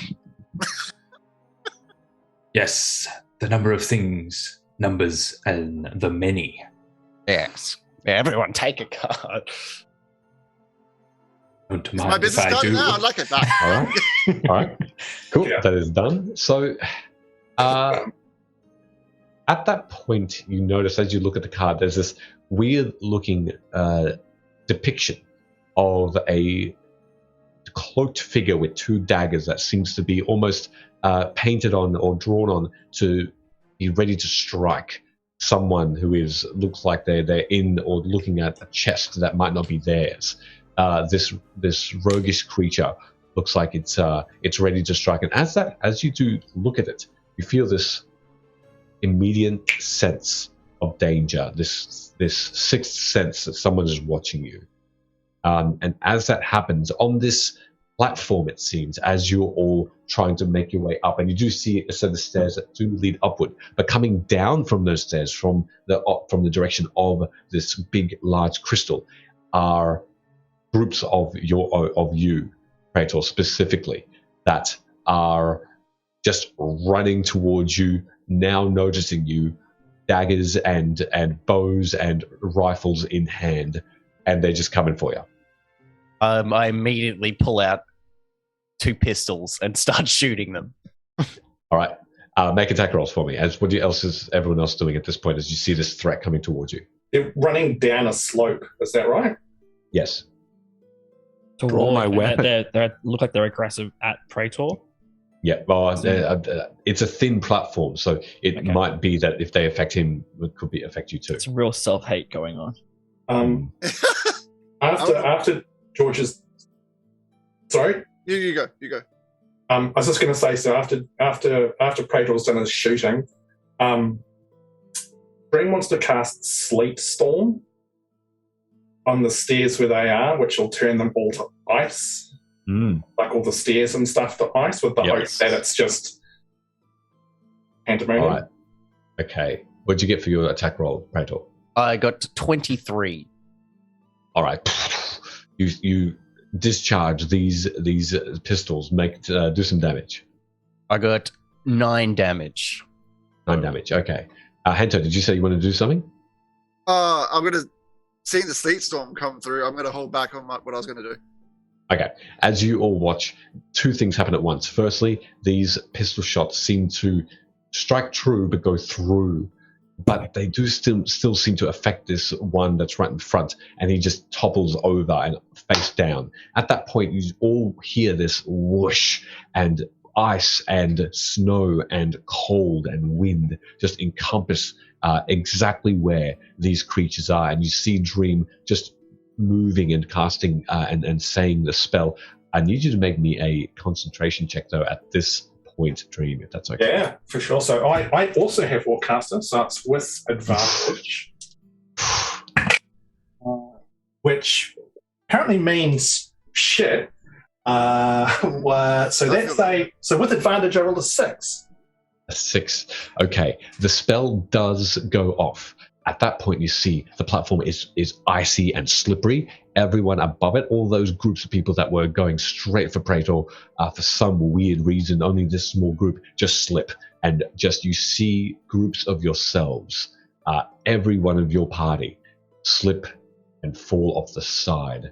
And bizarrely, you see a version of yourselves just fall out of sight. Yeah, you pansies. It's going to cause some kind of existential crisis or something. Or That's horrifying. So at the point, Dream, your spell dissipates. You can't hold on to it. Does the ice still remain on the stairs? It disappears as well. The magic completely is snuffed out. Well then, that's exciting. Does that happen? Do you get attacked like that often? By yourself? No, but if I was to see myself out in the forests, I would attack myself. Yes, I feel like this is going to be a very excellent therapy session I have when I get back to base. Oh boy, this place is intriguing. Shall we move on? How far away from the crystal are we now? You're now about a third of the distance away. Probably another, if you've walked now, probably another 10 minutes up. And on this tower of glass is what looks to be, you can see this vantage point, is an outer shell where it has this crystal within it. And there's a walkway up and through an open glass doorway into this room. So, like, runes or anything written around anywhere telling us exactly what this place is? Make an investigation check. Is there any obvious exposition at all that we can see? 18. 18. Looking around, what you do notice is not runes per se, but words. Words of guilt towards you all. Words that say, and that are inscribed neatly, and some maybe roughly into the glass itself. And then you see it. It's everywhere. Things like destroyers of worlds and murderers of beings and all that sort of ugly stuff. It's accusations against you. Like listing our crimes. Yeah. No, I totally knew Brother Damos was a bit of a nasty dude, man. And look at him. I mean, I know you're not supposed to judge a book by its cover, but god damn. Sorry, brother. Sorry. I have let myself go somewhat. While we are walking, is there a group of us nearby? There are plenty. As you can even walk past them as you walk up to. I would like to try and use the sending spell to contact one of myself, as I would be, I think, reasonably familiar with myself. Okay, and what will you be sending? I would like to say, how long have you been here? And have you made it to the diamond? Up yonder. I think instead of yonder, I would probably tell the cardinal direction I think it is. I think that keeps me under 20 words. Love it. I need you to make me a concentration check to see how successful you are. Because even your words as you're saying them are stuttered. The spell is within your grasp, but it's slipping. 16. That's enough. You seem like your spell is cast successfully, and this creature, this you, who looks like the robes are of a mustardy color, and this being is what looks to be a half-elf in visage, but the same sort of skin color, the same features, turns to you, and back in your mind, you hear, I have been here for 722 years. What crystal? I see nothing of the sort. Please help. By Asmodeus, I am so hungry.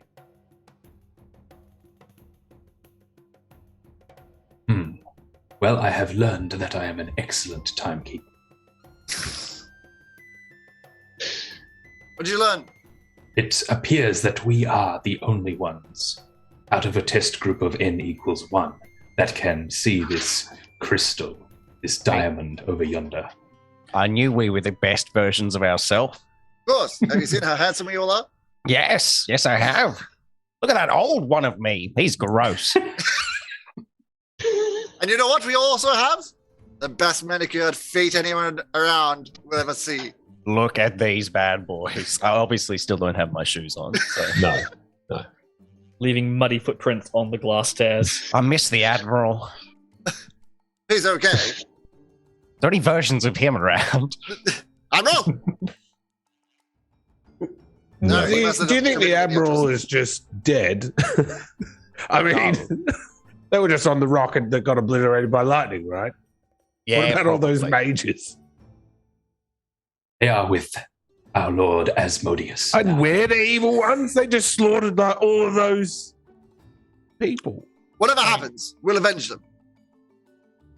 All right? That's what we'll do here. Sort out this problem, then we'll come back, go to the She Queen and be like, listen, I was very rude. Bring those people back. Yes. They didn't deserve it. Yeah, we'll take revenge. Like some kind of revengers. Yes! Yes!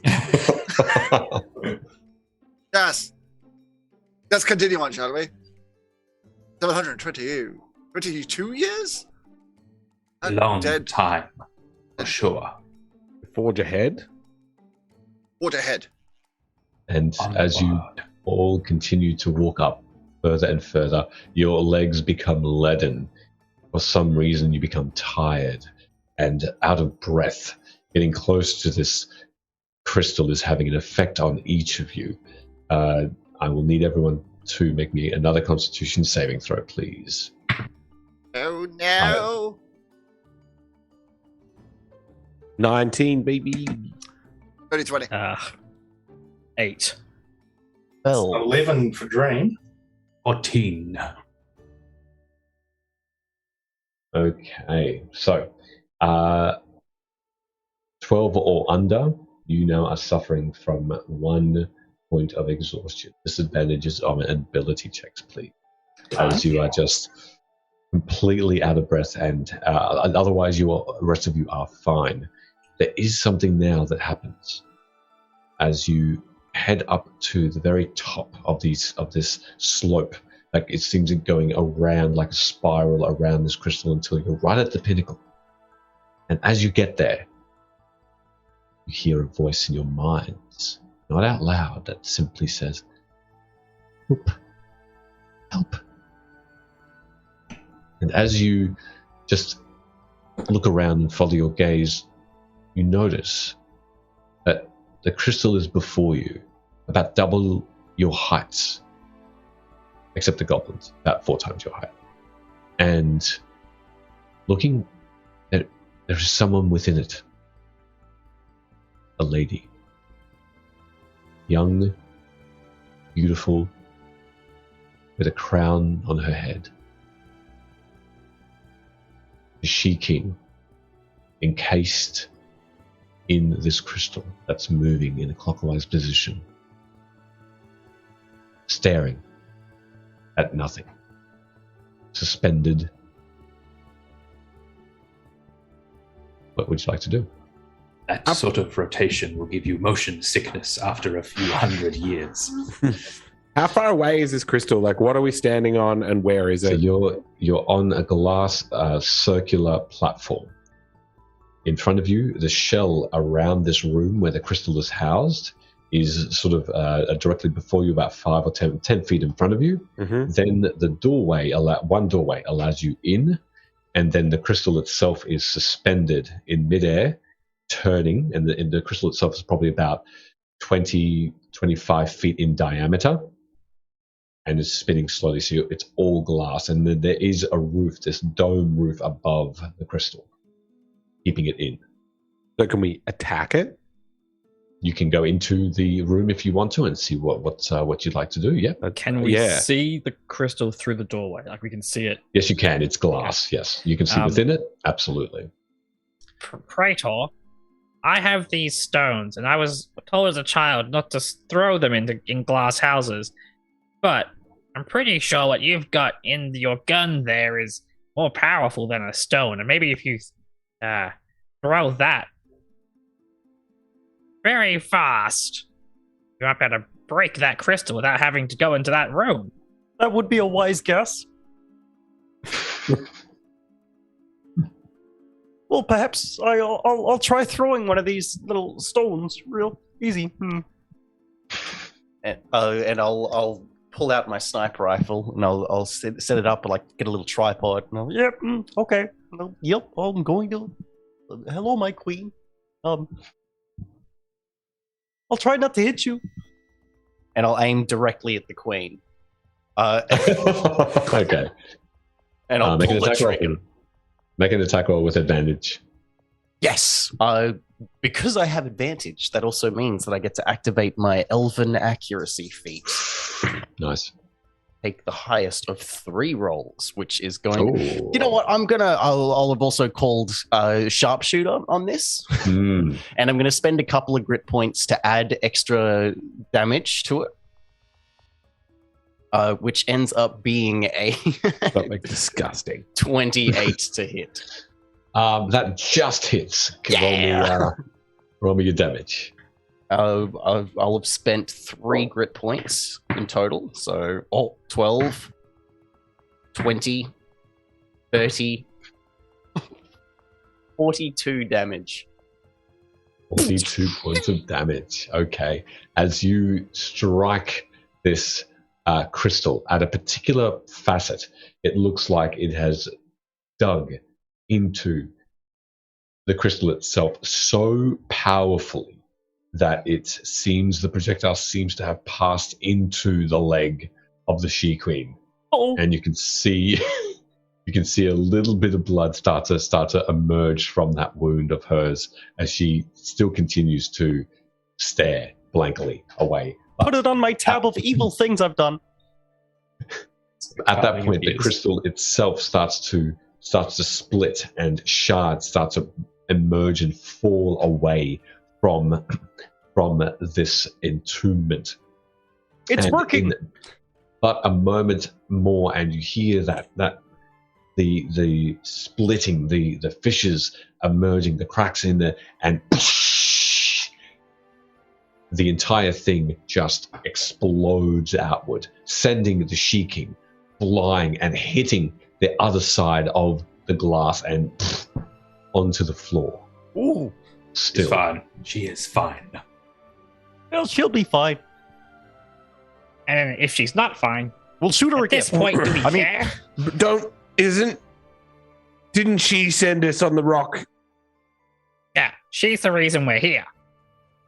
But what if the reason that we're here is because the She-Queen's been kidnapped and it has been replaced by some sort of evil replacement, and that's the good one. Then we should probably go and save her life to be sure, and then we can kill her if we need to. Yes, exactly. That's what I'm assuming that we do. And I'm going to go over to the She-King and go, My Majesty, are you okay? I'm sorry for the rude awakening, but we are in desperate measure. As you all, Hunter, go over and try and see how she is, you all hear suddenly this very low rumble in the distance. And as you try and make a medicine check for me, please, to see how she is. That's one. This is going to go well. Hiya! 13. That's fine. She's breathing. She's alive. And you sort of pat her on the cheek very slightly, and her eyes open up. You can see blonde hair, a pale, pale face, and wearing what looks to be a golden and diamond encrusted dress with that crown on her head. Now the crown is off her head, though, and has sort of rolled on the floor. And she says, "Oh, thank you. Oh, I'm so happy. Oh, thank you so much. It has been so very..." Explain yourself! I'm so sorry. I'm not sure what you mean. It's I a don't know gentler who you are. approach. It's fine. Now, do you know how long you've been here? Sorry, no. I don't know where I am. Right. There seems to be some sort of crashing of realities here. We may have been, alternative versions of ourselves may have been trapped here for some time. Now, whatever happens, Oh dear. I'm going to need you to stay close to us, okay? At that Something point, you evil might be watch as, similarly to what you've seen before, this black curtain of storm with lightning striking and rumbling everywhere encompasses you much more quickly than you would have realized, as the She-King looks up and looks like she's paling even more. As you look outside, though, the scene changes. As you look out, you see the doorway leading out is still there, but instead of the rest of the city and the plains beyond, you see that you are looking out onto what looks to be a beautiful rainbow. And you notice that the She-King stays within this encompass, this security, this shell, as the rumbling continues, and a familiar voice says, "How did you get to her prison? Come out and face your demise." As What are you Dr. doing? Rumbles appears. We walked. Come in here and face your demise. Now do we slay the big monster? Yes, time to slay. Get to it. And I'm going to get my hands light up with dark magic, and I go, get ready. We're in for it now, boys. All right, as you all prepare yourselves, the scene before you is such that, if you don't mind, I'll have the battle map now emerge, and I'll just position you all as you would be, side by side, looking out into this weird scene before you as this massive being emerges. You are all side by side and just outside of the doorway now. As this storm erupts around you, you see rain, or feel the rain cold and biting on your persons. You see that there is a weird looking even bridge, it seems, of multicolored beauty that seems to be separating you from the next platform over, that seems to lead to this weird looking portal. On the other side of this platform of rainbow is a portal that seems to be to another place again. Looking through, you can see that this portal leads, in fact, a home. Your home. And the She King. Go on. I was going to ask how far away the portal was again, sorry. I got 5 to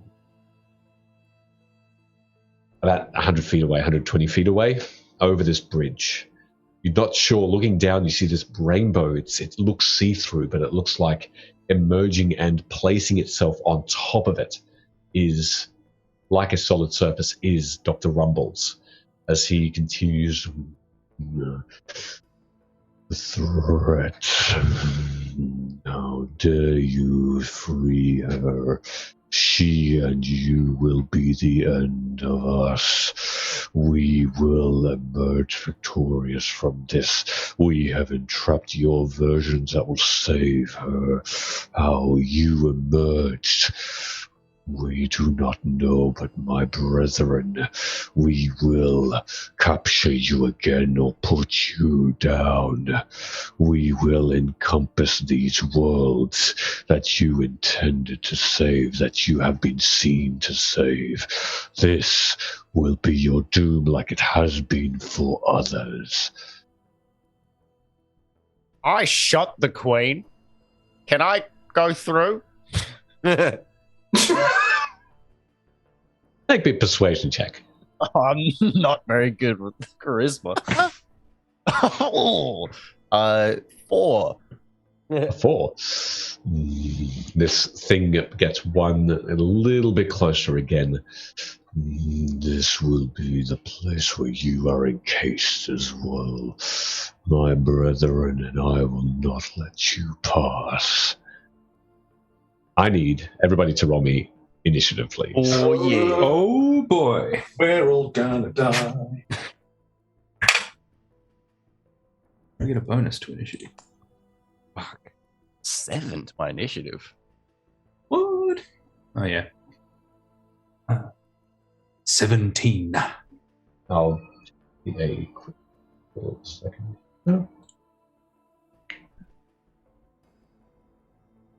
I'm just picturing that moment from Hot Fuzz loading the shotgun. Shame. So are we trying to get the queen out of this place and through that portal? Seems to be the objective. Maybe you are. And she's like right next to me, right? She is very next to you, yes. Yep. I've got a plan, guys. I've got a plan. I've got a plan too, dude. Maybe we need to. What's your plan, man? Darkness, and I can see through it. And Okay. so that way she's hidden from him, and then I'll bail out. I'll have initiative 25 to 20. 22. Yeah. Shout out to Aeon Craft for awesome dice. I got a 23. Natural 20. Oh, Dream Ooh, nice. 23. Wait for 22 and 20 to 15. 17. I've got a 19. Sorry, who got 17? I did. Oh, sorry, 19 first. 19 first for Finn and Yep. 17 for Finn, Amos. 19. Amos.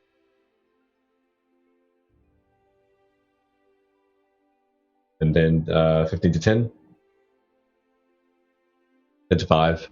8. Hey, hentai 8. And I. Is that everybody? Got. Yep, that's right. Okay. 1, 2, 3, 4, 5. Dream, Praetor, Finn, Doman, Anto, and Oh, yeah, 8. We have 8. as well. Yes, as well. Sorry. Okay. 8. Okay. So, Dream, you're up. What are you doing? So I'm near the queen, I think. So you are further in, correct? You will be, in fact, for the purposes of this, you'll be there. Okay. And so will Anto. Right. Like Hanto too, like I've totally got like the greatest plan, which is possibly gonna suck, but I don't know. Do tell. So like I can like totally teleport around. So I was thinking I could like polymorph the queen and stick her in my pocket and then just make a run for it. Go for it. Let's see if it works. If not, we'll go with my plan. I think that they're both ideal. Go for it. So I'm going to turn to the queen and just go, like, your total, like, Royal Highness dudette, you know, like, can I turn you into something small like a mouse and stick you in my pocket? Okay, if you think that will help, please don't die. I still need to rule my land. It's totally cool, dudette. It'll be totally fine. And I'll polymorph into a mouse. All right. This the she king just gets smaller and smaller. The fur of white just encompasses her, and she, pink-eyed, white furry skin, is now a little mouse. And the squeakiest goes into the front pocket. What else are you wanting to do? I think that's pretty much everything. Let me very quickly check here.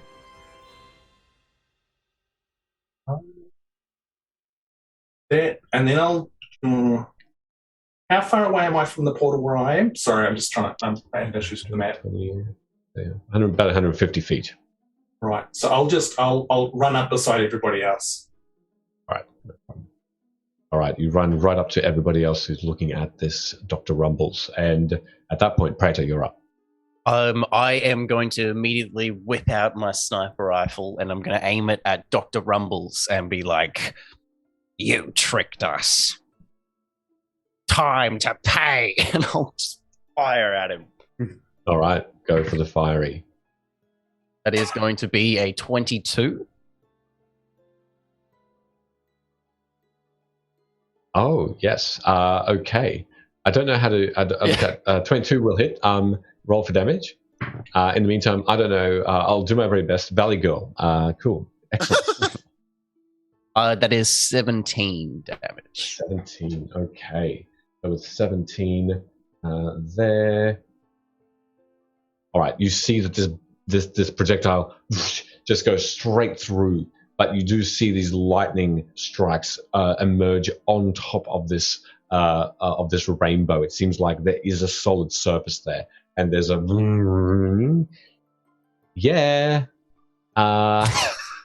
not looking so well. Look, I'm just going to make sure that everybody is not, surviving this. Oh, I want to shoot it even more.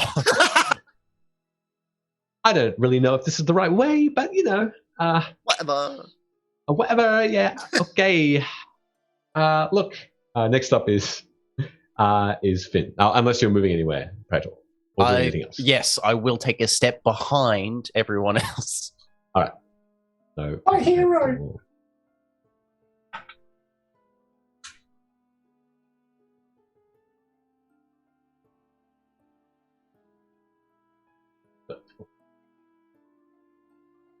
Don't worry, my queen. We will get you safely out. Aha. Okay. So you are going to go behind. Yep. And just hide behind the goblin. Yes. In fact, a little bit short. You might hide behind Brother Damus. With that in mind, in that case, Finn, you're up. Okay. I am going to attempt to shoot for my bow and fire at Lightning Giant Man. All right. As Mr. Rumbles does see this projectile coming towards him, he says, "Oh, no, you didn't. No." And thanks for some donations. I have advantage on this roll. Oh, yes, you do. Nice. So 17 is the first one. Yes, it is. Okay. As large as this thing is, it just dissipates and breaks up before it. Well, luckily I am a high enough level that I get 2 attacks. So second attack with advantage. Thank you for donations. 25. That'll hit. 100%. At which point I mark them as my favorite foe. So any future attacks, I'm going to damage. But as I draw that shot, out from my gauntlet come thousands of bugs which attach themselves to the arrow. And as they launch across, they hit the giant, and the giant needs to make a strength saving throw of DC 16. And if it fails, I'm going to have my swarm push it 15 feet horizontally off the bridge. I know it can probably fly, but at least it clears the way. Okay. All right. So what's the DC? Sorry. DC 16 strength saving throw. 16. Alrighty. Fails. It fails. This massive being, weirdly enough, fails to save against that. So it's going to be pushed 15 feet. Excellent. Up or down? It's horizontally. So 15 feet off the bridge. 3. Up there? Yeah, that looks good. The beetles are going to stay close by, and you can just see these swarm of these low humming beetles overtake the rumbling and the strikes of this giant storm, and simply just move it away. You hear this storm. Ah! Oh! Hey! What are you doing? Come on! Come on! Let's go, girl! Come on! Let's go! Let's go! Put it down. And I've got 35-foot movement, so I'm gonna move to edge of the bridge and climb underneath it, because ranger of 10th level, you get a climb speed. So Nice. And for some flavor, it'll be beetles and insects coming out of my hand and feet to like grab onto it and help me climb. Nice. All right. Dirty Sticking bastard. by you. 15 feet of movement. Climbing the bridge underneath. Just like on the edge, so I can pop up if I need to, but kind of like underneath. It's hard to know where the edge is of this, but you think it's there as you go 15 feet and you're there at the moment. You're just sort of picking your head up every now and again. All right. Oops. Okay. In which case, Diamond, brother Diamond, you're up. Now you said that the portal is about 120 feet from us. Is that correct? 120 from you. In that case, I would like to use my 5th level spell, Hallow, and I would like to put it exactly in the middle. It's a 60-foot radius, and the entire area, that radius, is affected. Firstly, celestials, elementals, fae, fiends, and undead cannot enter this area. If he is an elemental or any of such, he will be removed from it. And then the secondary effect, I would like to imbue this Hallow with energy protection, protecting any creatures that enter it from lightning damage. Okay. So they're resistant to lightning damage if they're inside the hallowed ground. Righty. So, purposes of this, I'm just going to put a circle in here. So 15 foot, you said? 60 feet radius. 50 feet radius? Yes. Okay. So it should be the entire bridge. That's everything. Yes, correct. That is absolutely all. Oh, well, I'll just make it the bridge. The bridge is now all protected.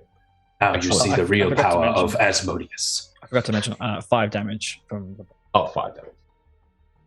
Thank you. Okay, you all watch as the brightness of this rainbow dims, and all this shadowiness heads over the top like a shadow. But it just is almost liquid-like, and then that's what's protected. What else are you doing, brother? And then I would like to use my movement to move onto the bridge. How many feet? 30 feet. 30, that'll put you almost to the center. All right. With that in mind, this creature goes next. Okay. Let me see. I need suddenly for this thing that just almost enlarges itself, it seems, but lightning strikes now try and strike each of you as these thin white pencils of power just just lash all around you. I need everybody to make me a dexterity saving throw. Including goes. the underneath the bridge. Yes. It sort of hugs underneath as well. It's like claws. As this Dr. Rumble says, you, come with me. Yeah. 23. That's the last thing I'll do now. Yep. Dream got an 18. 17. 12. 11. All right. Anyone under 20 will take 32 points of lightning damage, and half for those that passed. Or anyone in my radius is also resistant to that damage, so we'll take Yes, half. so you take half of that too. Oh, nice. Was that half and half again? Yes, correct. So quarter that. 32 quartered. And I'm going to make a concentration check for the polymorph. Yes, please. I need to make a concentration. My Thank you. favorite Yep. foe. That's 17. Okay, so that's a yes and then a no. So, Finn, unfortunately not, and Dream, yes. Passing. With that in mind, this creature, just for the purposes of ruling, is this thing being held down by the beetles, Finn? Not anymore. Once they pushed it, they returned back to me. Alrighty, so they'll be side by side, and then in which case this thing flies towards this foe's here. And with that in mind, I'm going to make, with this lightning hand, it's going to just come down and try and strike. Let me see, Dream. It's going to try and strike you down. Got down! Not the third. That will be a 22 to hit. Yeah, that's a net. That's a, smash-o. All right, so that will do 18 points of bludgeoning damage on you. Oh, I have Sentinel, so I'd like to make an attack against that Ooh, yes, bad you boy. can. Go for it. Can I go reckless on a reaction? Is that? Go for it. Of course you can. Oh, yeah. Oh, yeah. Ooh, good. 14. 14 will miss, unfortunately. It's fair. 20 on the concentration roll. You're fine. Yep, no problem at all. God, All right. This thing just retreats slightly as Hanto, you will now go. Righto. So you see Hanto, his eyes go black, and smoke starts to billow up from his robes. He goes, "I call upon thee, Hunter!" And this black smoke fills a 15-foot radius around him. As I spend 2 sorcery points to cast darkness. Oh, I hate that.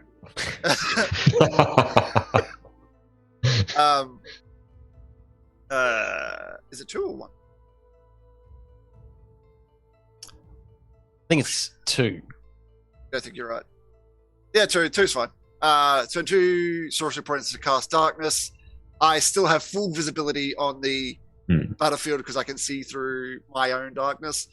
And then use How big? 15-foot radius on myself. I did 15 on yourself, so that will be, where are you? There, sort of thing. So you're still outside of that. Yeah, you're just outside of that Praetor, so you're fine. Nice. I'll just put it there for the purposes of this for now, but it is centered on Hand. And as a bonus action, I'll use 3 sorcery points and send out the Hound of Ill Omen, the stormy creature, Dr. Rumble. All right, sorry, just to clarify, it's 15 radius, so 30 diameter. Let me go back to the spells. It will be much bigger. It will encompass you, Praetor, sorry. If that's the case. It's a 15-foot radius sphere. Yep. Okay. So yes, it does encompass you, Praetor, unfortunately, if my math is correct.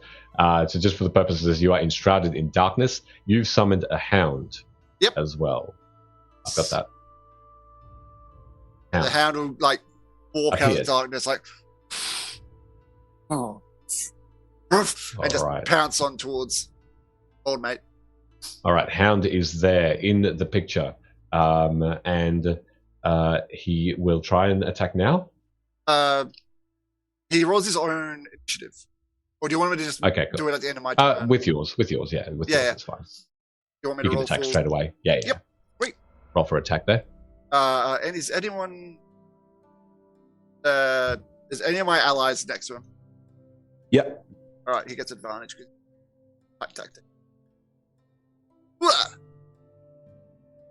Oh bullshit! They're both the same roll, and they're both terrible. 10. And this is unfortunately, but the hound is stalking and trying to get a piece of this thing under your command. Cool. And that's it. I don't know what to say there. I didn't see everything from the darkness. Okay, as that happens, just before we get to Burrell, you notice that Brother Deimos just seems to, in front of his face, have a quick light flash before him. And it seems like there is a card in front. Similar in make, it seems, to what Praetor had before, but perhaps a different one. Please tell me which one appeared, Brother Deimos, for you. Nope. We can't hear you. You've Try that now. Better? Yep. All right. Yes, I'm going to draw from my lovely deck of many things. And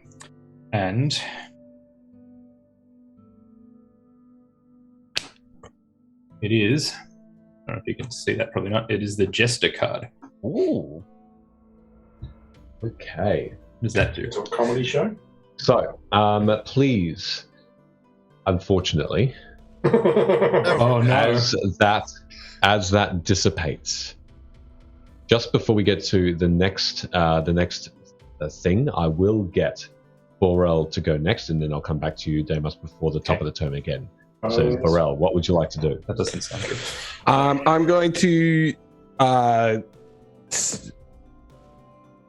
fly into a rage, of course. Okay. And wild magic. I get the barbarian wild magic surge. Nice. Amazing. 3.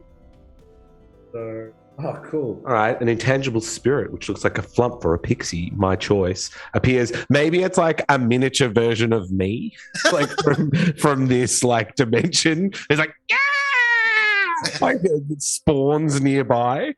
What the hell am I hearing? I can't see. In a dexterity saving throw, I take force damage. Until your rage ends, you can use this effect, summoning another spirit on each of your turns. That's great. Okay. Oh wait, the spirit explodes. Yeah, that's good. Okay, Where does it appear? It appears, let's say, on my shoulder. It's like, yeah. And right sort of dives at the thing, but I'm going to make a couple of attacks with my glaive. I'm just like whirling in a storm. I'm going to go reckless as well because what else is that? Ooh, that's good. That'll be 25 to hit on the first. And then 20. Yeah, sick. Okay, so that one hits. Yeah, absolutely. Okay. Sorry, I have like a million dice I need to roll right now. Bear with me. In the meantime, Brother Deimos, the Jester card laughs at your face with its weird clown shape head, and the card splits into 2 different cards. Oh no! 2 different cards. Okay. And what did you get, Burrell? 1 second. I'm still. You're right. Do I see that the star card is number 1? No. And the second one is, see that? Oh no. Pretty sure this is. How far away am I from you? It's the void. Yeah, okay. I Oh can't see it from no. here, sorry. Hold on. Sorry, it's the void card. Oh, sure. Good to know. Okay. Oh, it's probably That doesn't good. sound good This at is all. excellent. Okay, so the damage I dealt, this is actually insane. I've got brutal critical, and I'm using the tattoo, the Blood Fury tattoo, which is giving me like 4d6 on each attack. So it was 65 damage. And I think like my the wraps on my arms are like sloughing off, like with like falling into ash and cinders as I just like whirl around, just like whipping my glaive at this thing. As you're Barbarians do best.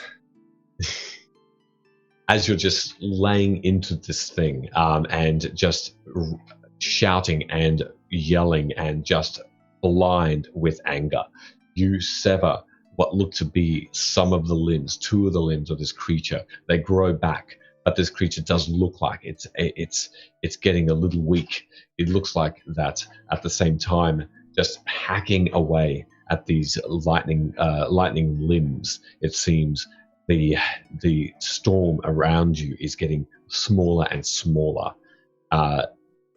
It needs to make a dex saving throw real quick. All right, that will be a 2. Excellent. The mini barrel goes yeah and dives at it and deals 1d6 damage. It deals an extra 3 damage. 3 damage. Okay. You see this? Get him, little and Borrel. No more is this small mini Borrel. And at that point, you all watch and look over as, for a moment, Brother Deimos, you look like you are bolstered. Your wisdom increases by 2 points. Nice. Very nice. Permanently. Whiz. Ooh, big whiz. Before you all watch as Brother Deimos, his eyes widen for a moment and become just completely white as you see the body of Brother Deimos slump to the ground, just like a dead weight. And through the mouth of Brother Deimos, this blue-red mist just comes out of it. I And the shouldn't have blue-red eaten mist that banana. seems I'm allergic. seems like it's moving, searching, trying to find something, and for a moment disappears.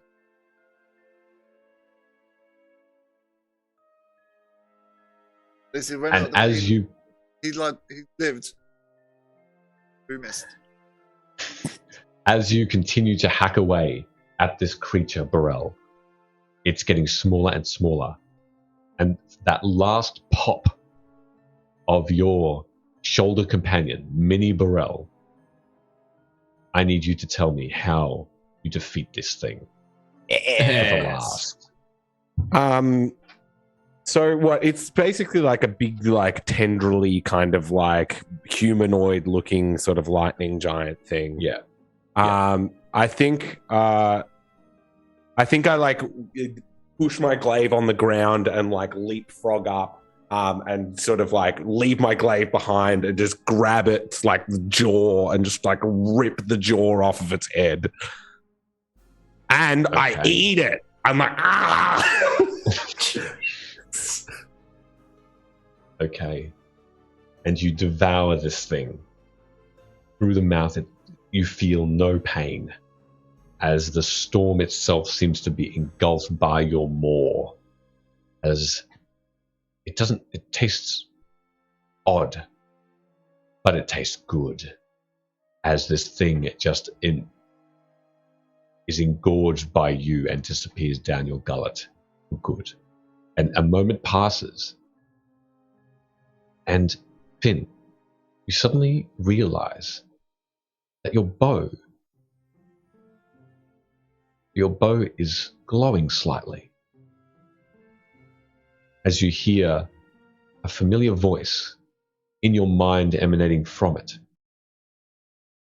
And Brother Deimos, you don't know where you are, but you can see upward and you see that you're within a mighty weapon of a bow. This is unusual. And you hear Brother Deimos' voice, Finn, say just that, Ow. coming from your weapon. I bow to no one but Asmodeus. It Bow to seems no like one? it seems like you bow to me now. Well, we can fix this later.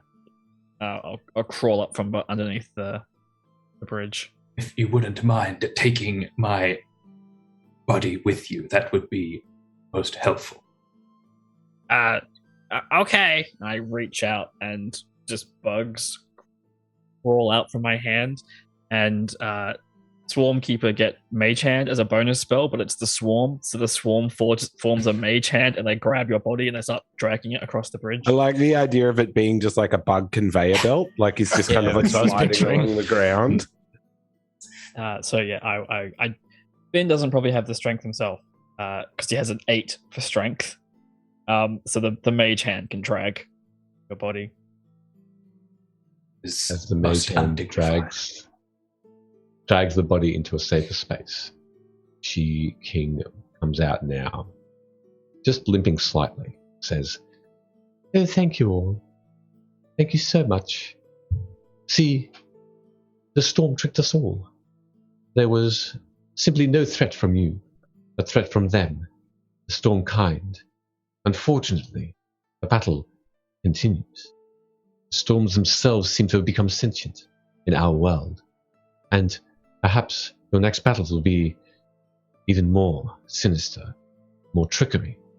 But know this, your other beings we can release by the powerful mages here and beyond. I will keep this portal opened."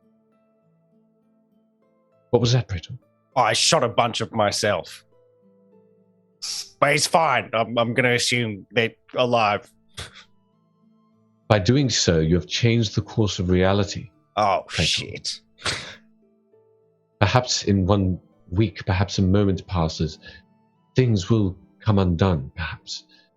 There is still time to save it, but this is for another adventure, another time. Friends, thank you. I was encased for some time there, where an illusion was in my place, it seems. I hope that the kingdom is not affected. You have done well.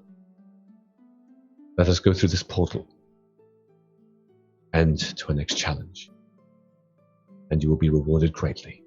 Can I do an insight check to make sure that she's on our side and that portal isn't just like a death meat grinder?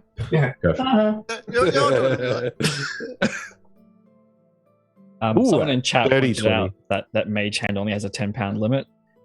So instead, I will use my Wand of Polymorph to turn myself into a Tyrannosaurus and pick up his dead body in my mouth and carry him if I have to. Mage Hand's rule that it can't carry that much is a good rule, but have you heard of the rule of cool before? Yeah. Yes. Because that's also a good rule as well. Are you also aware that canonically demons without tieflings without souls only weigh like 6 pounds? There we go. Perfect. I saved that charge on my wand. What'd you get, Orel? 20, not a crit, non-crit. Okay. And as you are all ready to rest, final thought that enters your mind, Orel, as you are all starting to move into this portal. Does this thing with her eye that if she's lying about something, blinks twice. But you don't really see it until the last moment as you go through this portal, what seems to be your home. The other side, perhaps, isn't. And that's where we'll finish it off this fine game. Let me grab her. Let me grab her and take her with us. I mean, maybe she's the wrong she-queen for us. Yeah. She's a different she-queen. No. Thank I you. didn't consider that. That was awesome. Thank you. Wow, That was good Thank fun. you. That was a lot of fun. Thank you, everybody, very, very much for being here. That was an amazing. I loved it. I hope it wasn't too chaotic. I think it might have been, but so sorry, Brother Damos, for your card. But such as it is with the deck of many things. But now you will forever be living in the bow. Take a bow. Sentient magic item. What can I say? I was a demon bro who's now a bow committing a blunder during a living storm's thunder. That's what happens in D&D. Beautiful. Just before we head off, once again shouting out Meeples and Dragons and Ardent Roleplay for being amazing in organising this Jasper's Game Week down under to raise money. It's all to raise money for Beyond Blue and Jasper's. So there'll be plenty more that came from this week. Come catch us as some of us maybe continue to play or be DMs during the week, plus others. I was Michele, your Dungeon Master from Fate's Grip. Would everyone like to go with just signing off, please? Sure. I'm Ben from DN Doctorates. Come check out the podcast. We do weekly shows. Yeah, I'm George from Split the Party. Thank you so much for all your donations. Keep them coming. I've been and will continue to be Darcy from Swords and Monsters. Check it out. Check it out on all the podcasting places.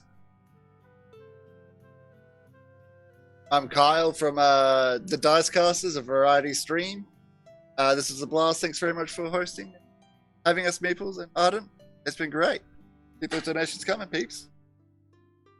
I've been NVCDM from everywhere, and I'll see you all again later on today for Game 3. Yeah. And I'm Hamish from Nowhere in Particular, maybe lurking in Twitch chats. Thanks for coming along. Buy everything from Meeples and Dragons and Ardent because they're awesome. I'm in the next game as well, so you're welcome and you're sorry. Hell yeah. I'm sorry. You're sorry. I'm sorry. You'll be sorry. Yeah, you'll be sorry. Yeah. All right. Well, that's us signing off for Game 1, Day 1 of Jasper's Game Week. Thank you, everybody, for watching. Have an amazing time and stay safe. All the best. Thanks, everyone. Bye. Thank you, Michele. That was awesome, dude. That was thanks, Michele. Yeah, thanks. So That much was fun. awesome. Absolutely.